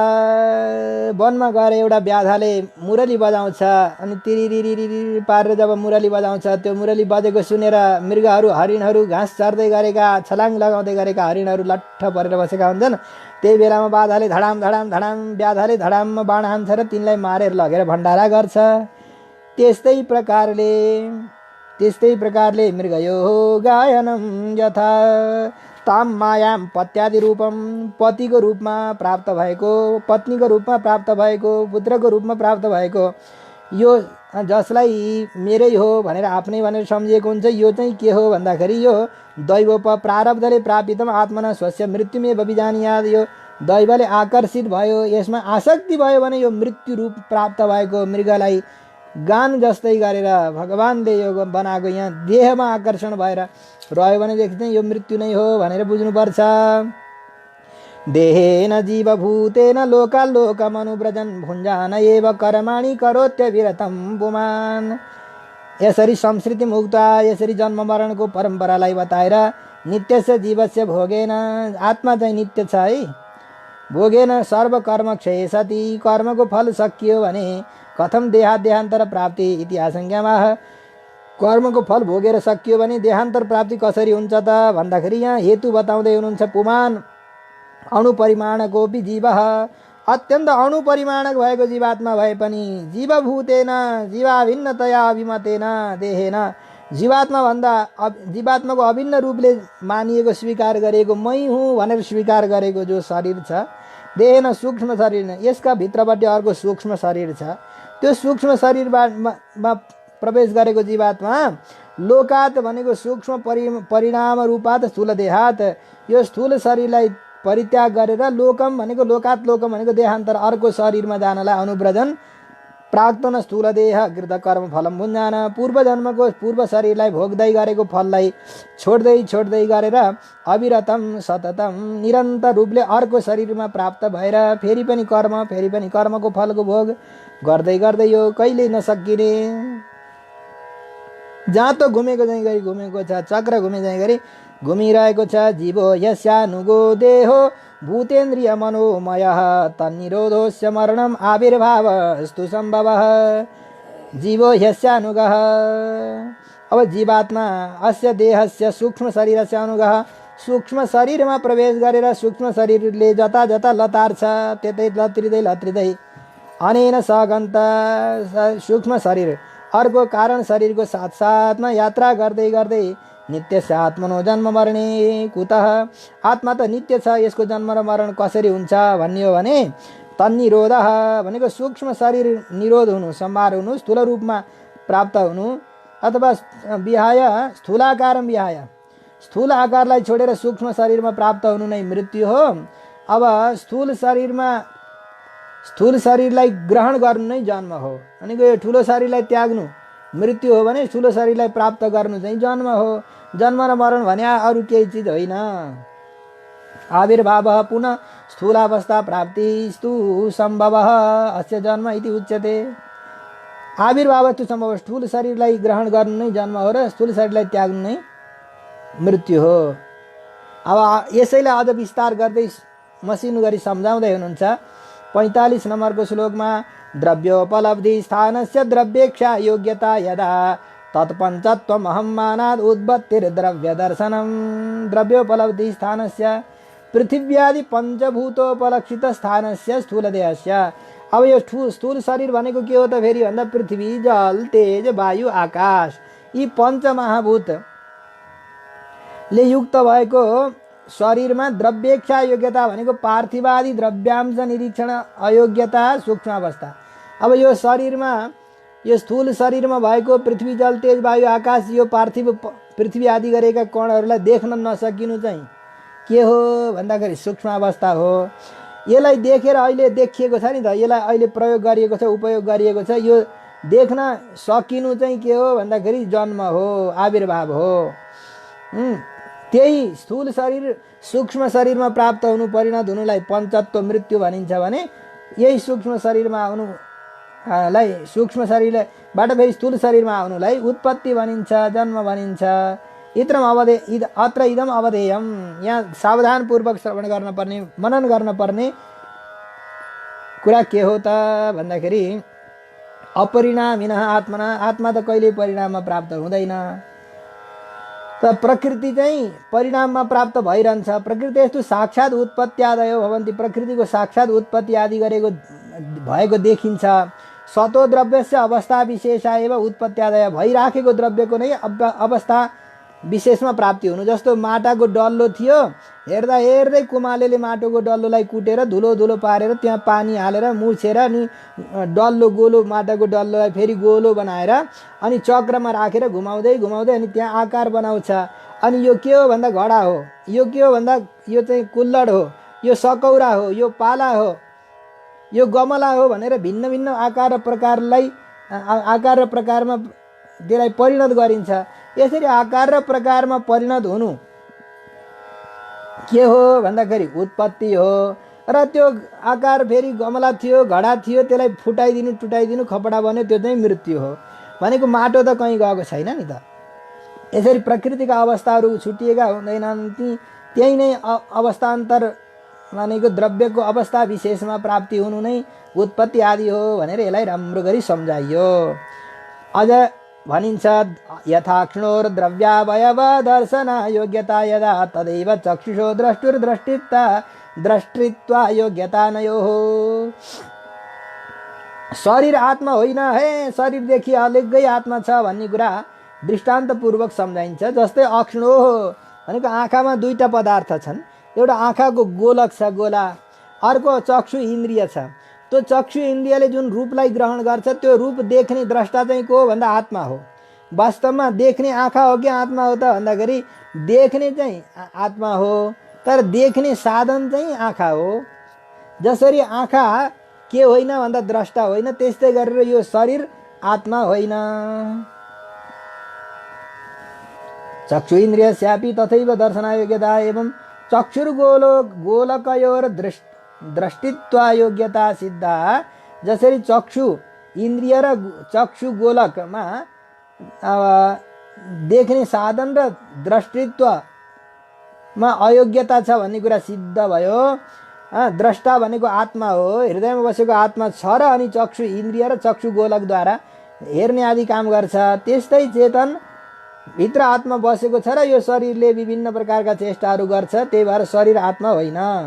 तस्मान्न कार्य सन्त्रासो न कार्पण्यम न सम्भ्रमः बुद्ध्वा जीव गतिम धीरो मुक्त संगा सरेदिया। हे आमा, अब यो सम्पूर्ण कथालाई उपसंहार गर्दै भगवान भन्दै हुनुहुन्छ कपिलदेव प्रभु, यो अहिले जो प्रकरण चलिरहेको छ यसलाई उपसंहार गर्दै भन्दै हुनुहुन्छ, आमा तस्मात् जन्म मरणादि भाजो देहस्य आत्मत्व अभावात् सन्त्रास न कर्तव्य। यो जन्म र मृत्यु आदि चाहिँ देहमा आत्मभाव भएको हुनाले सन्त्रास भएको हो। वास्तवमा यी आगामी जन्म मरणादि भयम दो अब फलानु मर्यो अथवा मेरो मृत्यु हुन्छ फेरि जन्म हुन्छ भनेर यो सन्त्रास लिनुपर्ने, दुःखी हुनुपर्ने, दैन्य हुनुपर्ने, दिन हुनुपर्ने केही आवश्यकता छैन। सम्भ्रम पुत्र जन्मादि निमित्त असन्तोषश्च। अब छोराछोरी जन्मियो भनेर त्यस कारणले हुने सुखी साह्रै एकदम खुसी हुनुपर्ने कुरो पनि केही छैन र कसै अब मृत्यु इत्यादि सुनेर दुःखी हुनुपर्ने कारण पनि केही छैन। किनभने जीव गतिम, जीवात्माको गति कर्मको बन्धन, कर्म अनुसारले सुख दुःख प्राप्ति अप्राप्ति संयोग वियोग सबै हुन्छन्। गति भनेको ब्रह्मात्मक प्रकृति विलक्षण आत्मस्वरूपम बुद्ध्वा। गति भनेको ब्रह्मात्मक प्रकृति विलक्षण आत्माको स्वरूपलाई जानेर धीर सुख दुःख समह धिया धिया रमते, सुख र दुःखमा सम भएर मुक्तसँग हुनुपर्दछ आमा। वास्तवमा ज्ञान भनेको यही नै हो। सम्यक दर्शन या बुद्ध्या योग वैराग्य युक्तया माया विरचिते लोके चरेण्यस्य कलेवरम। सम्यक दर्शन या माया विरचिते लोके, यो भगवानको मायाले रचना गरिएको संसारमा सम्यक दर्शन या सम्यक यथार्थ ज्ञानम, यथार्थ दर्शन यथार्थ ज्ञानले, ज्ञान र वैराग्यले युक्त भएको आत्मविज्ञान जो हो त्यसले ब्रह्म इतर वस्तु वैतृष्णेन, भगवानदेखि बाहेक अरू कसैमा पनि हुरुक्क आसक्ति गरेर केही काम होइन रहेछ। सम्झेर बुझेर लिएर आउँदा यो 150 वर्षभित्रका नाटक रहेछन् होइन। त्यसो हुनाले यहाँ कोही आफ्नो छैन, कोही पराई छैन, कोही छैन पराई यो जगतमा, कोही छैन आफ्नो यहाँ, कोही छैन पराई यो जगतमा, कोही छैन आफ्नो यहाँ। बाटाको बटुवा जसै जगतका यात्री सबै नै यहाँ। यो जानिकन प्रेम गर्नु सबले जसमा जति काम छ, यो संसार भवाब्दी पार गर्ने एउटा प्रभु नाम छ।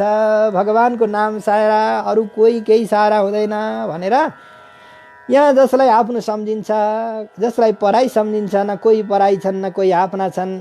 सबै अध्यात्म ज्ञान दिव्य दृष्टि माथि विहङ्गम दृष्टिबाट हेर्दा आत्मा जति सबै आफ्नै रहेछन् र शरीर पनि कोही कसैका पराई शत्रु दुश्मन होइनन्। र यहाँ बसन्जेले यस्तै हो भन्ने कुरालाई धारण गरेर आमा मुक्तसँग भएर रहनु पर्दछ। भिन्यस्य देहा विमतिम अकृत्वा, शरीरमा अभिमान नगरेर निवृत्ति धर्म अनुतिष्ठेत, निवृत्ति धर्मको आचरण गर्दै गर्दै कालको प्रतीक्षा गरेर बस्नुपर्छ आमा। यहाँसम्मको अध्याय कथा आजको यस अध्यायबाट अब 32 र 33 अध्याय, 2 अध्याय यो तृतीय स्कन्धमा बाँकी रहेका छन्। यो अष्टमी पछाडिको अर्को श्रृङ्खलामा हामी यसको स्वाध्याय गर्नेछौँ। अहिलेलाई जय श्रीमन्नारायण कृष्णाय वासुदेवाय हरये परमात्मने प्रणत क्लेशनाशाय गोविन्दाय नमो नमः।